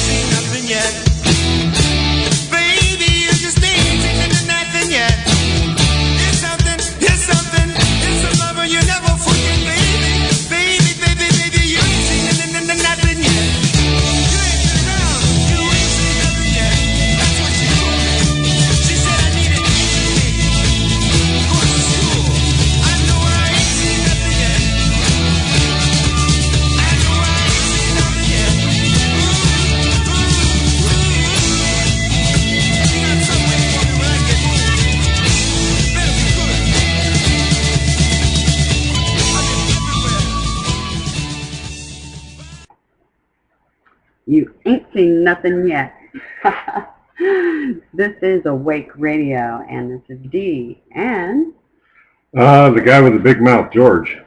And this is Critical Break. And our critical break for this evening is the World Banking System History of it. And it is 9:59 p.m. Central Standard Time in the U.S. of A. And it is November 13th, 2014. And if you don't know what time it is, all I can say is it's time to wake up! Okay. So glad you guys joined us for our third hour. Thanks for being here, and with any luck, I'll get through this particular article / history of our enslavement. At present, we are at 1993. Where I left off was a collapse of the markets in Britain in 1992, which was repeated, which was actually a repeat of 1812. They did the same thing then. And they did the same thing here in America, 2008, bust the housing market. It's all about stealing money as quickly as they can and as much as they can at one time. Anyway, 1993. Yeah, but they got us and their kids to college. You know how it is. Right? I don't know. Okay, 1993, Norman Lamont leaves the British government to return to N.M. Rothschild and Sons as a director this time, after his mission to collapse the British economy to profit the Rothschilds is accomplished. So you do get paid well for stealing money from people. Legal thievery. Former Congressman Paul Findley publishes his seminal book, Deliberate Deceptions, Facing the Facts About U.S.-Israeli Relationship. In this book, he lists the 65 United Nations member resolutions against Israel from the period 1955 to 1992, and the 30 United States vetoes on Israel's behalf, which, if not made, would have seen Israel have 95 resolutions against them at this point. No matter, even with Israel's puppet, the United States, helping them terrorize others, and the 65 resolutions passed against Israel are more than all the resolutions passed against all other countries combined.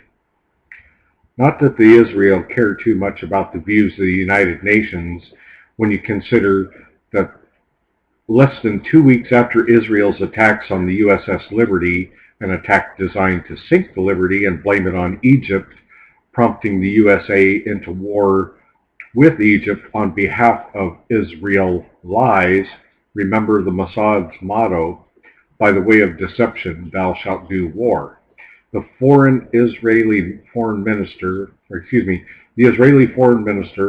Abba Eban, stated of the United Nations, quote, if the General Assembly were to vote by 120 votes to 1 in favor of Israel returning to the armistice lines, meaning the pre-June 67 borders, quote, Israel, unquote, would refuse to comply with the decision. New York Times, 19th June, 1967. The Anti-Defamation League is caught operating massive spying operations on critics of Israel. Arab Americans, the San Francisco Labor Council, ILWU Local 10, Oakland Educational Association, NAACP, Irish Northern Aid, International Indian Treaty Council, the Asian Law Caucus, and the San Francisco Police.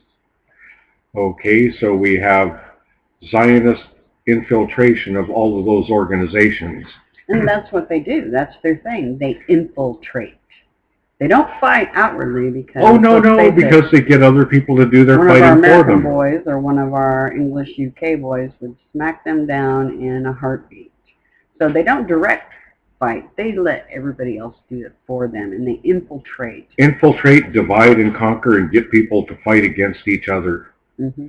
Okay, data that was collected was sent to Israel and in some cases to South Africa. Pressure from the Jewish organizations forces the city to drop the criminal case, but the ADL settles a civil lawsuit for an undisclosed sum of cash. It's all about the money.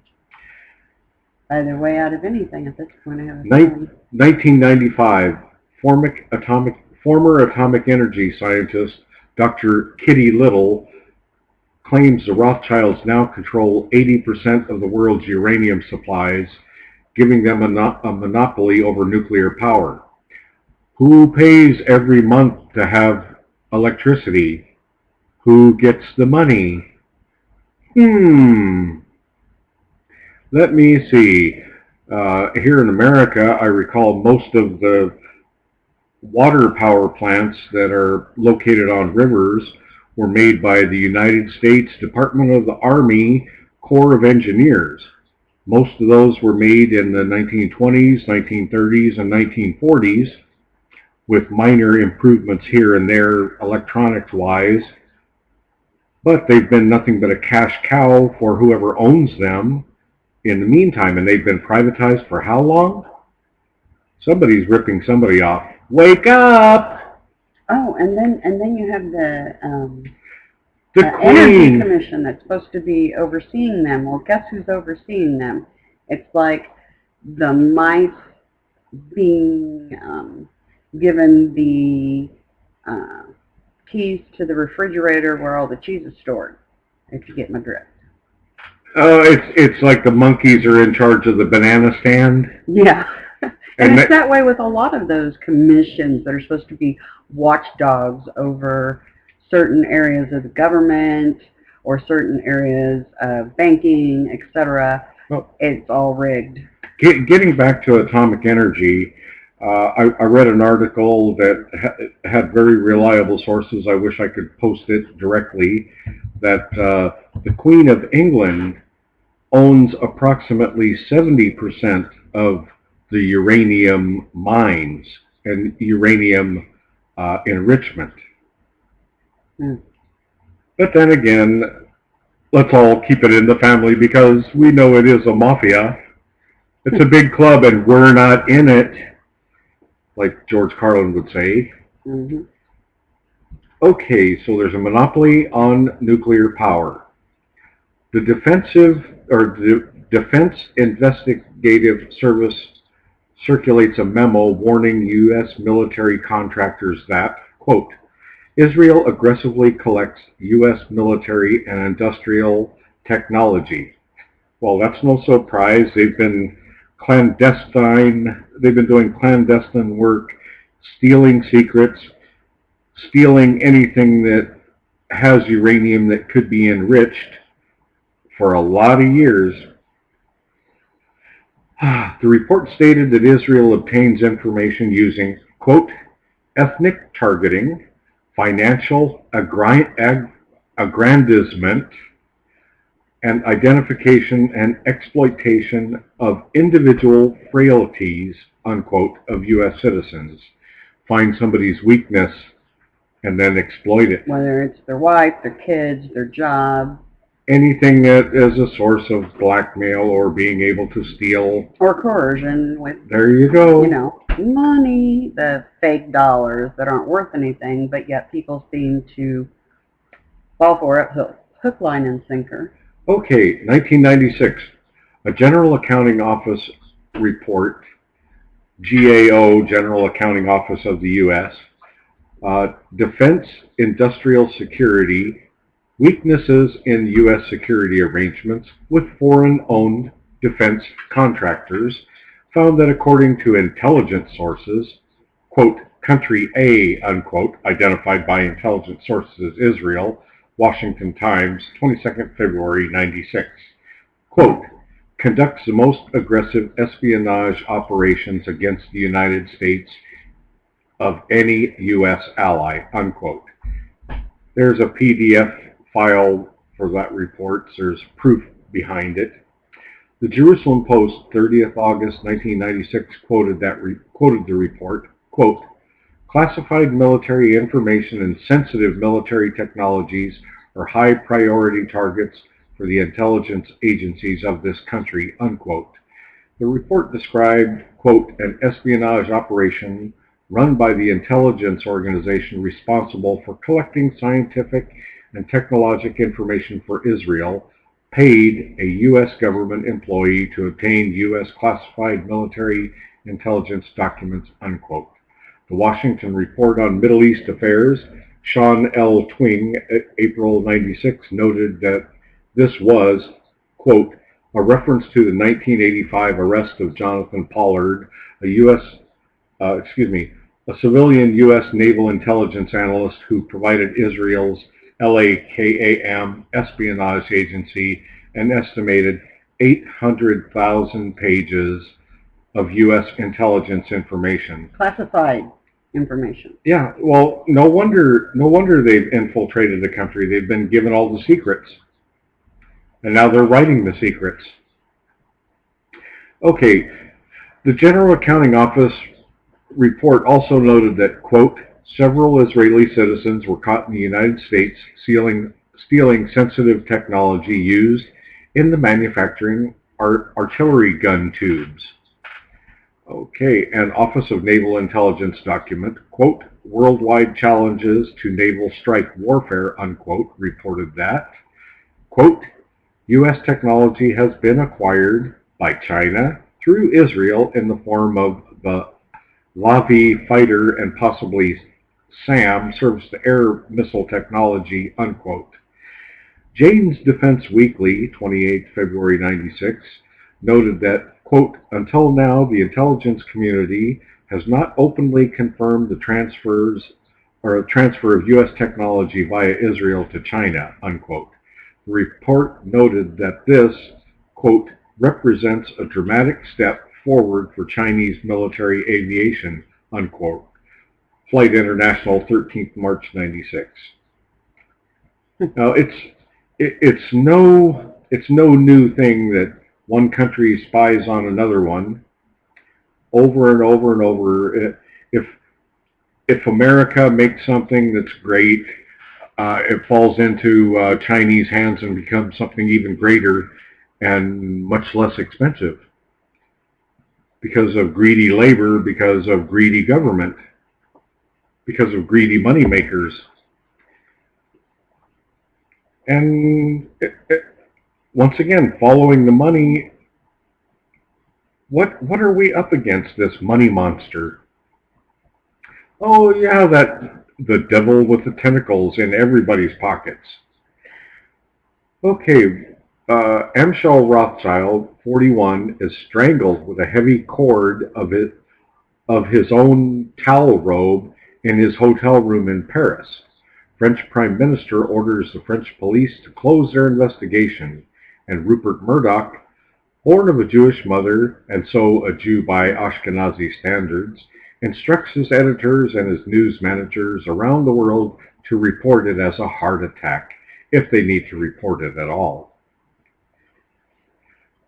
On 12th May, United Nations Ambassador and Ashkenazi Jew Madeleine Albright, when appearing on 60 Minutes, was asked the following by correspondent Leslie Stahl in reference to the years of United States-led economic sanctions against Iraq. Quote, we have heard that 500,000 children have died. I mean, that is more children than died in Hiroshima. And you know, is the price worth it? Unquote. To which Ambassador Albright replied, quote, I think it was a very hard choice, but the price, we think the price is worth it, unquote. I saw that interview, by the way. I've seen it dozens of times. So these quotes are dead on, exactly what was said, and it's very telling. Well, what is absolutely incredible to me is how few people realize that 500,000 children were killed in Iraq. And we had no business in Iraq, according to reality. The trumped-up charges that Saddam Hussein had weapons of mass destruction because the the news media put these talking heads on over and over and over. Weapons of mass destruction, weapons of mass destruction, terrorists. Yeah. And how many lives were lost in total? And we all fell for it, or most of us. That's the sad part. Well, Hook, line, and sinker. it's been my understanding that there were close to 2 million Iraqi citizens killed in the two Gulf Wars. And I don't think you can consider it a war. I would say that it was basically a Zionist plot to exterminate as many Muslims as they could. And well, because that's what they're doing. Well, that goes without saying. The point that I'm trying to get across is that these sick, murderous, bloodthirsty bastards are not only controlling so many governments, controlling the military, but controlling who lives and who dies. Something's wrong with this picture. Okay, moving right along.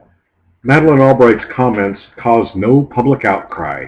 In fact, the Holocaust of 500,000 Iraqi children is positively admired by the United States government when you consider, whilst appearing before the Senate committee who are considering her appointment, Albright is literally chomping at the bit for blood of more Iraqi children as she states, quote, "We will insist on maintaining tough UN sanctions against Iraq unless and until that regime complies with relevant Security Council resolutions," unquote. Now, who is Madeleine Albright to say who lives and who dies? Oh, I recall, just like Janet Reno and the Waco, the one. No. I know who I was talking about. Okay. Just like the taking out of the Branch Davidians in Waco, Texas. No, it's not Waco, it's Waco.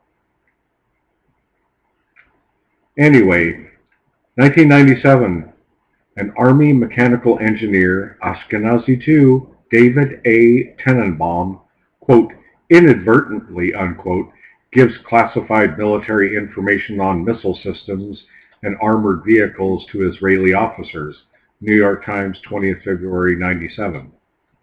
The Washington Post reports U.S. intelligence has intercepted a conversation in which 2 Israeli officials had discussed the possibility of getting a confidential letter that then Secretary of State Warren Christopher had written to Palestinian leader Yasser Arafat. One of the Israelis, identified only as Dov, D-O-V, had commented that they may get the letter from, quote, Mega, unquote, the code name for Israel's top agent in the United States.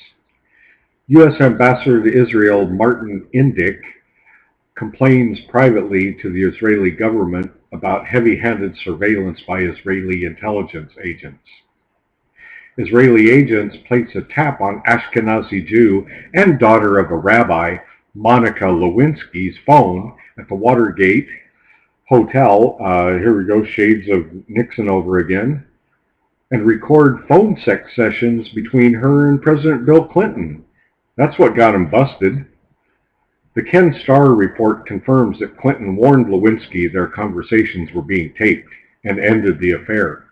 Interestingly, at the same time, the FBI's hunt for, quote, Mega, unquote, is called off. Now we know who Mega is. Yep. Harmonica Lewinsky. Harmonica. On the 20, yeah, Harmonica Lewinsky. She only knew one tune though, and it was "Pay Me." and then I'll write my book. Then I'll write my book, and you can pay me again. Follow the money. Oh my goodness. On the 29th of October, Edmund de Rothschild dies in Geneva. Interestingly, on the exact same day, Anton Szandor LaVey, the founder of the Church of Satan, also dies, who in his book, quote, Satan Speaks, unquote, he states in relation to the protocols of the elders of Zion, Quote, "The first time I read the Protocols of the Elders of Zion, my instinctive reaction was, so what's wrong with that? Isn't that the way any master plan should work? Doesn't the public deserve, nay, demand such despotism?" Huh. Wowza. Now, I'm going to take just a quick moment to place something in the chat room for those who want to look at it. That is the Protocols of Zion, and it's just absolutely unbelievable. The Protocols of the Elders of Zion is basically the blueprint of how Zionists are to treat everybody that is not one of them. And we will be covering we are dirt. Line item by line item, I'm sure, in probably the next show, next week. Yep. Okay, anyway, Kofi Annan becomes Secretary General of the United Nations. He is married to Nain Lagergren, a Rothschild, who he wed in 1984. Now, this is what they do. The United Nations, at this date and time, is completely and utterly Zionist run. There is an agenda called Agenda 21, and it's supposed to be about sustainable living. And even though it's not on what the topic of this show is about,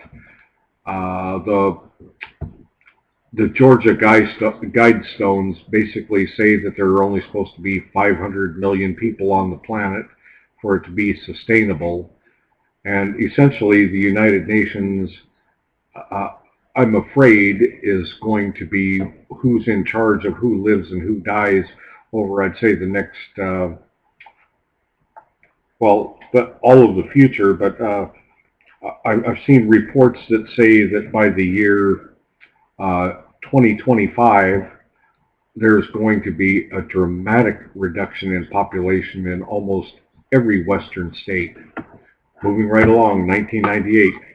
The European Central Bank is set up in Frankfurt, the city from which the Rothschilds originate. 2000, George W. Bush is elected,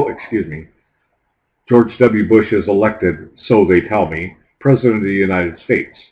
Bush and his family claim to be descendants of the House of Plantagenet, which is a descendant from the Royal House of Judah. 2001. Oh boy, here we go. The day that things will never be the same again. On September 11th, the attack on the World Trade Center is orchestrated by Israel, with the complicity of Britain and America under the orders of the Rothschilds as a pretext for removing of the liberty of people worldwide in exchange for security, just as happened with the Reichstag fire in Germany, where the citizens were lied to in order to give up their liberty for security, so this report says. Personally, I would say it was a wake-up call for those who have any sense to look into things further. They also will use the attacks to gain control of the few nations in the world who do not allow Rothschild central banks, and so, less than 1 month after these attacks, U.S. forces attack Afghanistan, one of only 7 nations in the world who don't have a Rothschild-controlled central bank. And I'll say that the main reason we went to Afghanistan is to secure the poppy fields, as well as we were already over there for 3 months before this took place, setting up, a forward observer's base. Mm-hmm. Okay, less than a week before 9/11 attack on 5th of September, the so-called lead hijacker, Mohammed Atta, and several other hijackers made a still unexplained visit on board one of pro-Israeli lobbyist, Ashkenazi Jew Jack Abraham's casino boats. No investigation is undertaken as to what they were doing there. It is discovered that U.S. drug agents' communications have been penetrated. Suspicion falls on 2 companies, Amdocs and Comverse Infosys, both owned by Israelis. Amdocs generates billing data for most U.S. phone companies and is able to provide detailed logs of who's talking to whom. Lovely. Okay, that was 13 years ago, folks. We've been under the microscope of them since. Either we can fight now and kick and scream and understand who's doing what, or we can keep our mouth shut and just be bulldozed over. Okay, Converse Infosys builds the tapping equipment used by law enforcement to eavesdrop on all American phone calls, but suspicion forms that Converse Infosys, which gets half of its research and development budget from the Israeli government, has built a backdoor into the system that's being exploited by Israeli intelligence, and that the information gleaned on U.S. drug interdiction efforts is finding its way to drug smugglers. Via them, right? Well, this is just like insider trading.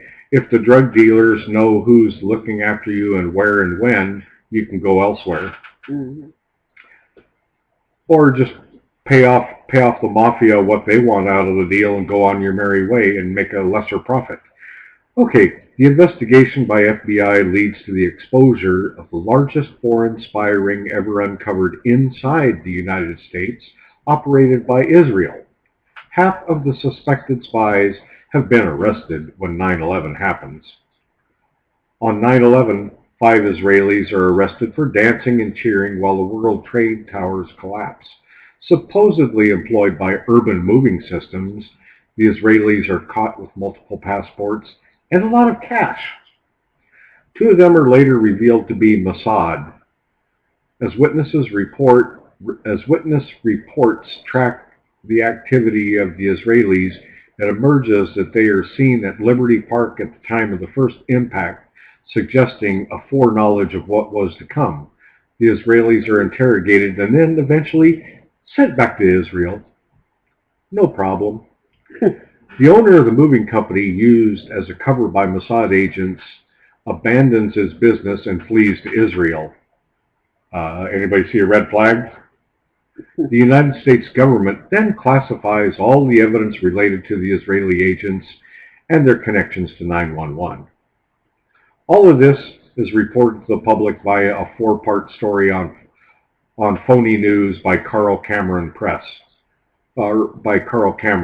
Pressure from Jewish groups, primarily AIPAC, forces Fox News to remove the story from their website.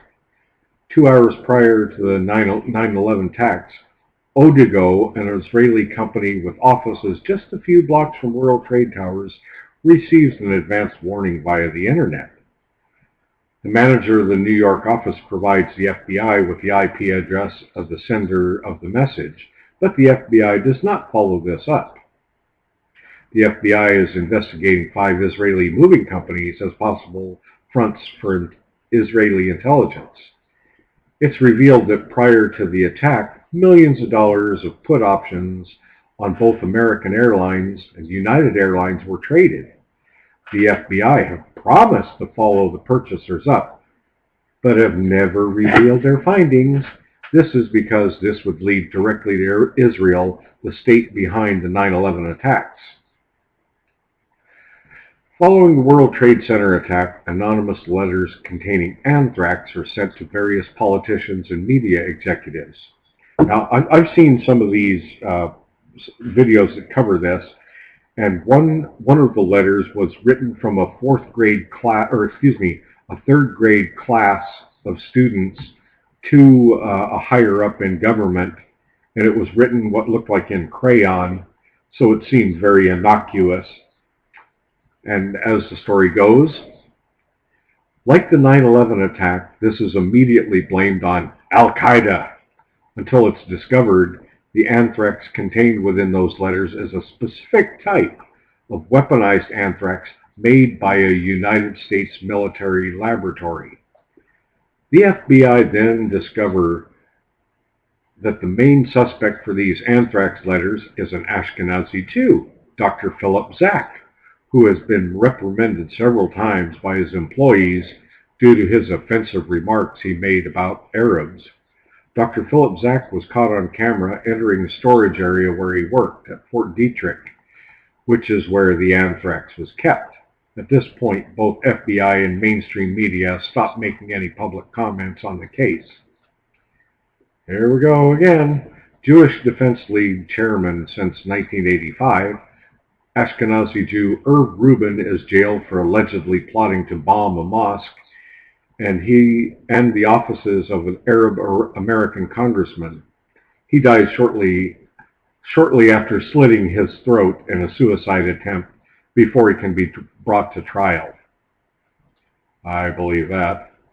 1 week prior to the World Trade Center's attack, the Zim Shipping Company moves out of its offices in the World Trade Center, breaking its lease, costing the company $50,000. No reason has ever been given, but Zim Shipping Company is half owned by the State of Israel, the Rothschilds. On October 3rd,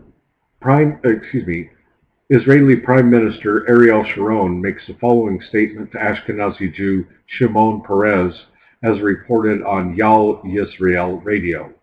Quote, "Every time we do something, you tell me America will do this and will do that. I want to tell you something very clear. Don't worry about the American pressure on Israel. We, Jewish people, control America, and the Americans know it." Got that, folks? Prime Minister of Israel saying that we, the Jewish people, control America, and America knows it. Well, those in America that don't know it, wake up. 2002, Webster's third new international dictionary, unabridged, reprinted in 2002, provides a new definition of anti-Semitism, which has not been updated since 1956. It reads, quote, "Anti-Semitism, 1. Hostility toward Jews as a religious or racial minority group, often accompanied by social, political, or economic discrimination. 2. Opposition to Zionism. 3. Sympathy for the opponents of Israel." So you see, this in effect is creating more reason for anybody who is against Israel to be a criminal, and that's coming up, I'm sure. Or if you feel bad for the Syrian children or anything, that makes you an anti-Semitic.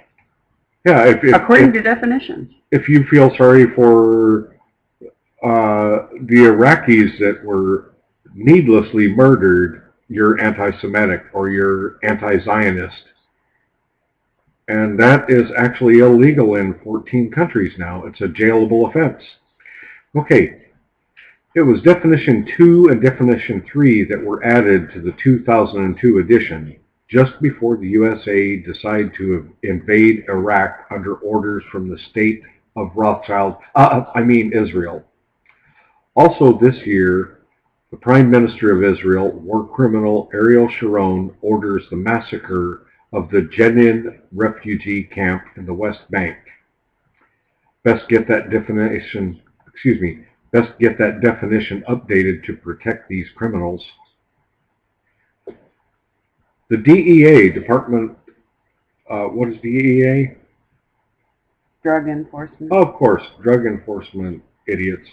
Issue a report that Israeli spies posing as art students have been trying to penetrate U.S. government offices. Police near the Whidbey Island Naval Air Station in southern Washington state stop a suspicious truck and detain 2 Israelis, one of whom is illegally in the United States. The 2 men are driving at a high rate of speed in a Ryder rental truck, which they claimed had been used to, quote, deliver furniture.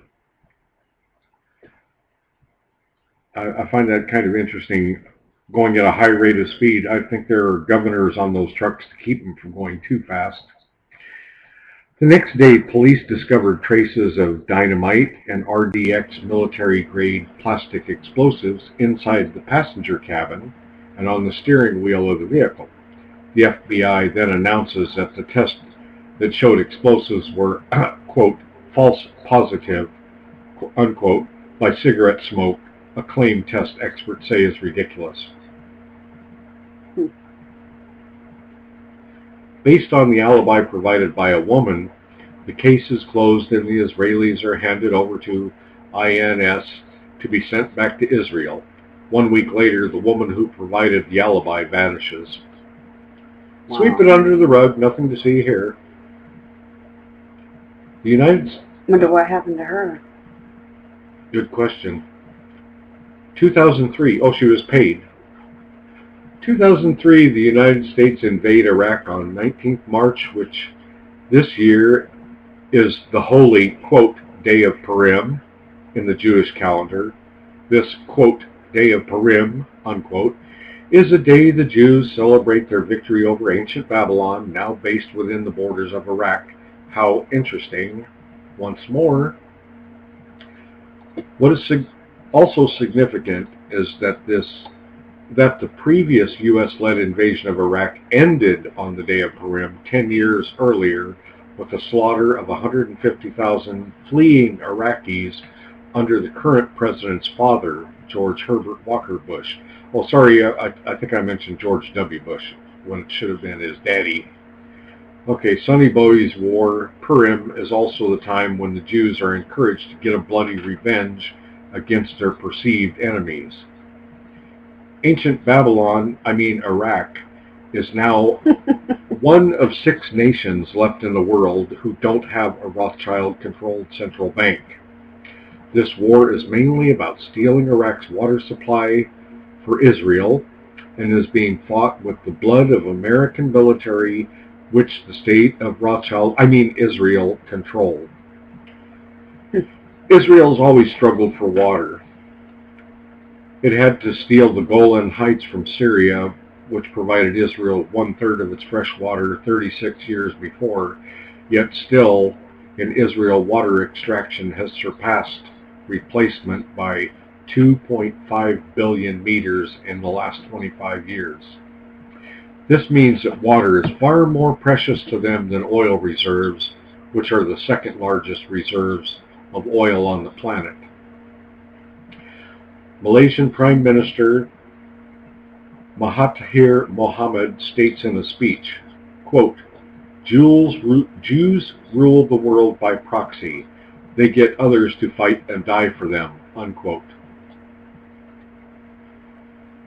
The police chief of Cloudercroft stops a truck speeding through a school zone. The drivers turn out to be Israelis with expired passports. Claiming to be movers, the truck contains junk furniture and several boxes. The Israelis are handed over to immigration. The contents of the boxes are not revealed to the public. As Israel deploys assassination squads into other countries, including the United States, the U.S. government does not protest. 2004. 2 years into the investigation of APEX, that would be the American Israel Public Affairs Committee, the world's largest political lobbying group in the USA with over 65,000 members, whose only purpose is to use the USA for the purposes of Israel. Okay. AIPAC's possible role as a spy front for Israel, Ashkenazi Jew Larry Franklin, a mid-level Pentagon analyst, is observed by the FBI giving classified information to 2 officials of AIPAC suspected of being Israeli spies. AIPAC hires lawyers Nathan Lewin to handle their legal defense, the same lawyer who defended suspected Israeli spy Stephen Bryan in '78. Larry Franklin works with the Pentagon Office of Special Plans run by Richard Pearl. At the time, Pearl, who was caught giving classified information to Israel back in 1970, was insisting that Iraq was crawling with weapons of mass destruction, requiring the United States to invade and conquer Iraq. There were no weapons of mass destruction, of course, and Pearl has dumped the blame for the, quote, bad intelligence, unquote, on George Tenet. But what's known is that the Pentagon Office of Special Plans was coordinating with a similar group in Israel and Ariel Sharon's office. With 2 suspected Israeli spies, at least, inside the office from which the lies that launched the war in Iraq originated, it appears that people of the United States are victims of a deadly hoax. A hoax that started a war using the blood and money of American citizens for the purposes of Israeli oppression. The leaking of the investigation of AIPAC to the media on August 28, 2004, gave advance warning to other spies working with Franklin. The damage to the FBI's investigation was completed when the United States Attorney General John Ashcroft ordered the FBI to stop all arrests in the case. Like the Stephen Bryan case and the hunt for, quote, mega, unquote, this latest spy scandal seems destined by officials who have their own secret allegiances to protect, barring a massive public outcry. Police near the Nuclear Fuel Services plant in Tennessee stop a truck after a 3-mile chase, during which the driver throws a bottle containing a strange liquid from the cab. The driver turns out to be an Israeli using fake identification. The FBI refuses to investigate, and the Israelis were released. 2 Israelis try to enter Kings Bay Naval Submarine Base, home to 8 Trident submarines. The truck tests positive for explosives. The National Director for the ADL, Abraham H. Foxman, publishes a book entitled, quote, Never Again, The Threat of New Anti-Semitism, unquote, in which he states that the New Testament's lie that the ancient Pharisees were responsible for the death of Christ has been responsible for anti-Semitism throughout the millennia, and thus the New Testament of the Bible is, quote, hate speech, unquote, and should be censored or banned. That's coming from the National Director of the ADL, Anti-Defamation League. Okay, 2005. On January 20th, President Bush makes the following statement as part of his second inaugural address. Quote, when our founders declared a new order of ages, unquote, this is not true. The founders did not declare a new order of ages. President Roosevelt did when in 1933 he put its Latin translation, Novus Ordo Seclorum, on the dollar bill. On 7th of July, the London Underground Network is bombed. Israel's finance minister, Bibi Netanyahu, is in London on the morning of the attacks in order to attend an economic conference in a hotel over the underground station where one of the blasts occurred, but stayed in his hotel room instead after he'd been informed by Israeli intelligence officials attacks were expected. There are now 5 nations in the world left without a Rothschild-controlled central bank: Iran, North Korea, Sudan, Cuba, and Libya. Physics professor Stephen E. Jones of Brigham Young University publishes a paper in which he proves the World Trade Center buildings could have only been brought down in the manner they were by explosives. He receives no coverage in the mainstream media for his scientific and provable claims. 2006. The Edmond de Rothschild's Bank, a subsidiary of Europe's Edmond de Rothschild Family Bank Group in France, becomes the first foreign family bank that has obtained approval of the China Banking Regulatory Commission and entered China's financial market. The Anti-Defamation League ruthlessly leans on government throughout the world to pass hate crimes legislation, as they are scared that the criminal cabal that is Israel and the Rothschilds is being exposed more and more on a daily basis, predominantly on the internet. Their job is to protect this criminal network, and what better way to do it than by passing laws in which anyone who exposes a Jewish criminal becomes a criminal. You know, it makes me wonder, because that's involving China, their recent revolt out in the streets. I wonder if it has anything to do with all of this. Kind of sounds like a maybe, possibly. We'll have to research that. Well, the fishiness of it all is that you try to grab a hold of a Zionist and they slip right out of your hands, if not by legal means, by bribery or any one of a billion reasons. Extortion, bribery. Now, you do name you it. recall? They will stoop to anything. Do you recall the bywords of Mossad? Oh, yeah. Not word for word. You do. Okay, I can't do it word for word, but I'll come close. By any means of deception, war, thou shalt make war. Yeah. By all means of deception, thou shalt make war. That is what it's all about on their whole game. Steal our money and make war so they can make more money. But they make money in the first place, so it's all a big ring around the rosy game where we all chase the dollar and give it back to them with interest. So they own us. Last little bit, and the rest of the article are all links and backup resources and sources. David Irving is sentenced to 3 years in jail in Austria for denying the Holocaust. It's important to note that the only historical event you can be arrested for questioning is the Holocaust. That is interesting. I like to call it the Holohoax because it is a big lie. Yeah, but think about that.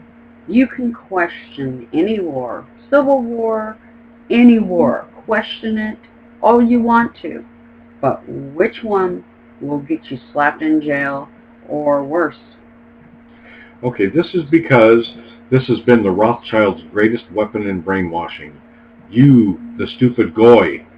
This is what the Jews are so poor and persecuted, when in actual fact they control the vast majority of the international finance and international corporations throughout the world. Corporatism, internationalism, the New World Order, where they own it all and give you what they think you deserve, not what you earn, what they think you deserve. So what year did we leave off here? Okay, this only goes up to 2006. I know it's 8 years ago. Yeah, so we still have 8 years plus. And not only that, but a lot of fill-in work to do, because there are things that did not get included in this timeline that should have. But that's more work for us for another show, for another day. Well, in a strange way, I stumbled across this article and it just made my eyeballs pop wide open. Yeah. And I thought, well, there has to be more to this than just what meets the eye, as far as everybody saying, oh, the banksters this, the Rothschilds this, the Rothschilds that. This, Wall Street that. Without coming up with the big picture of it all, meaning the Zionists have been called the synagogue of Satan from very, very early on in biblical times. Now, even though that was basically written in the year 500 AD, the truth is truth, and it's going to leak out sooner or later. I mean, you can try to hide it under a rock, but sooner or later somebody's going to move that rock. We have to give props to Andrew Hitchcock, who wrote this timeline.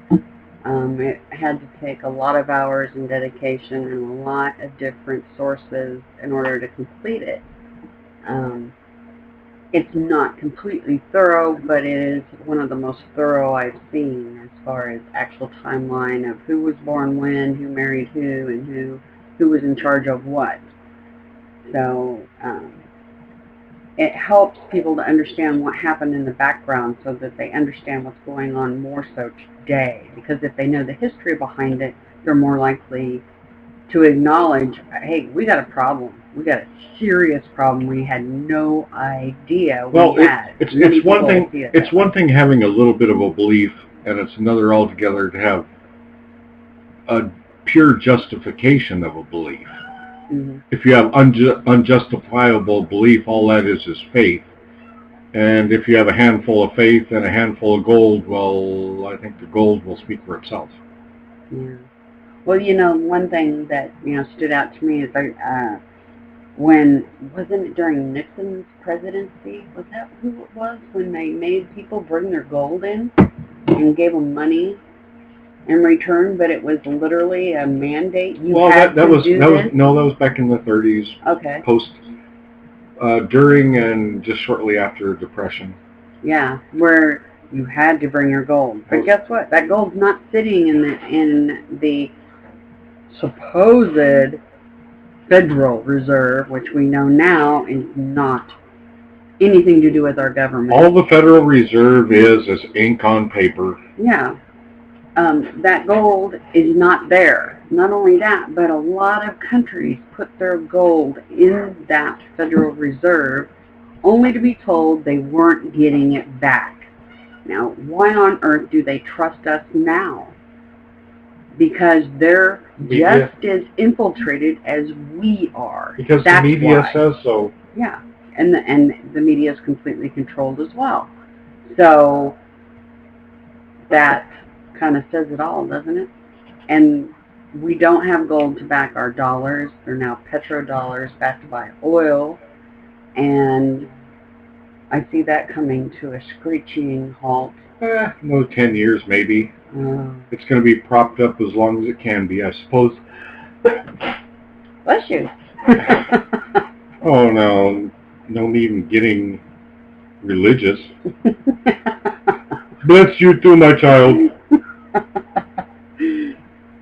But it has been this entire project's been an eye-opener for me, because a lot of this information I had no clue, and I'm positive many hardworking Americans that, I don't care if you're Republican, I don't care if you're Democrat, I don't care what your religion background is or your ideology, you didn't probably know a lot of this information, and neither did I. Well, the hours of research that it takes to read or even listen to a video, or watch and listen to a video, or hear my dumb voice going along, I've taken time to look this up, and if I hadn't stumbled across it, I wouldn't be able to bring it to anybody else.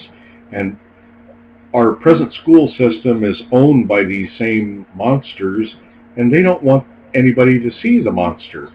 They just want to do the controlling and manipulating. And it sounds very bizarre, but it's so true, it's scary. Yeah. But if you know about it, it isn't so scary. If you know there's a monster in the closet, you aren't scared when you open the door. Yeah, but when you first find out, it is a shock, and your whole world basically gets turned upside down, especially for some people that didn't even look into anything previously. They just thought the world was going the way the world was going and had no idea there was anything really wrong. Well, I'd like to say that it's a shame what has gone on through this, that there are so many Israeli sympathizers or sympathizers of Israel because of a man by the name of Schofield that in 1908 was paid to do some revisionist work on the Bible. And many, I would say a lot of Southern Americans in the south part of the country study through what is called the Schofield Bible. And in 1908, this man by the name of Schofield put tons and tons and tons of notes into a Bible called a reference Bible, and year after year after year, things kept getting added to it, where now anyone that is a Jew or a Zionist is considered one of God's chosen people. So if you say or do anything against them, well, you're going to be damned to hell. Now, scratch your head a little bit and think. What's the first thing in all of the 10 Commandments? End of story. Thou shalt not kill. And what do they want to do? All they want is blood. Yeah. Never enough killing.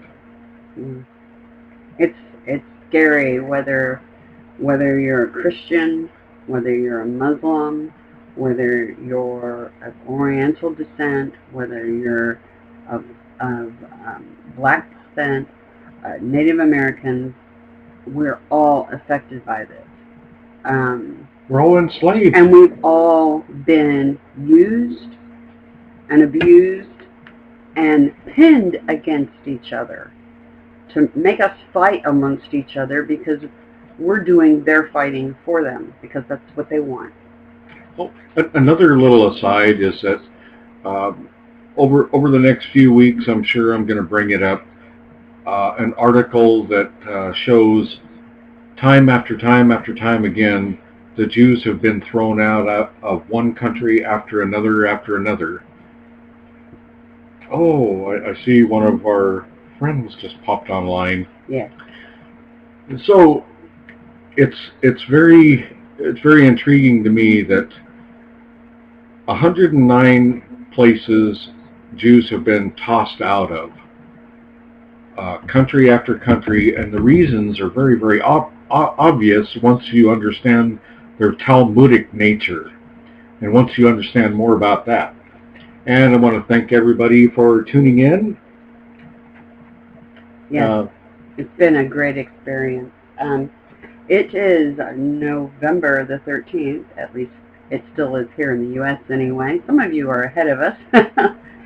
But it is November 13th, 2014. It is 10:56 p.m.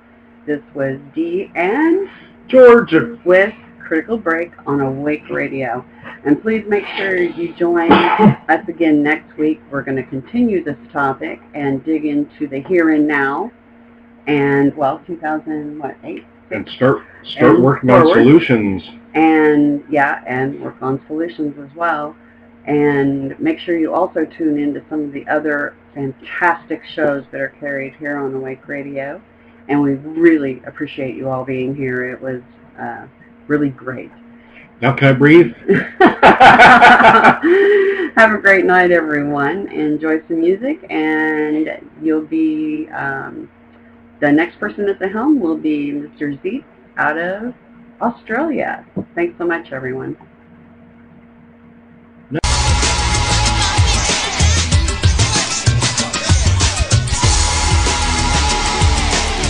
You're listening to Awake Radio. Straight talk for the awake and aware.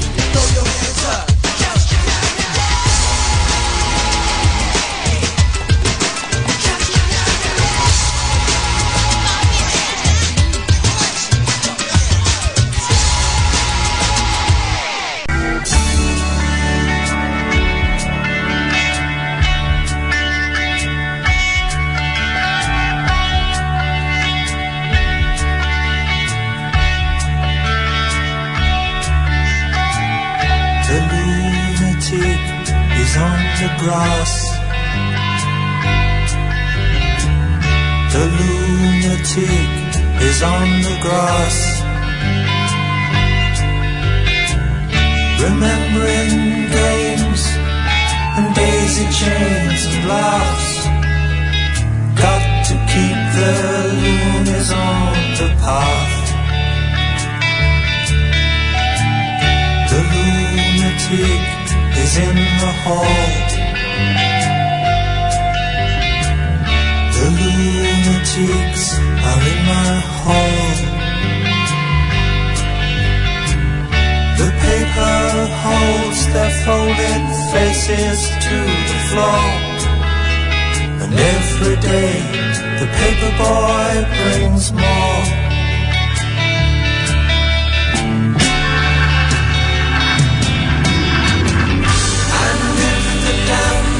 Open many years too soon, and if there is no room upon the hill,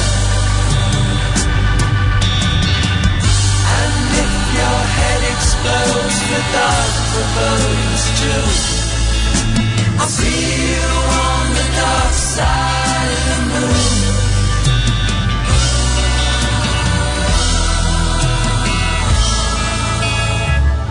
The lunatic is in my head. The lunatic is in my head.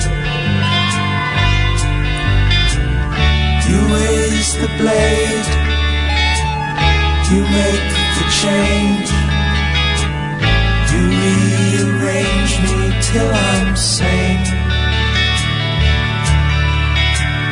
You lock the door, throw away the key. There's someone in my head, but it's not me.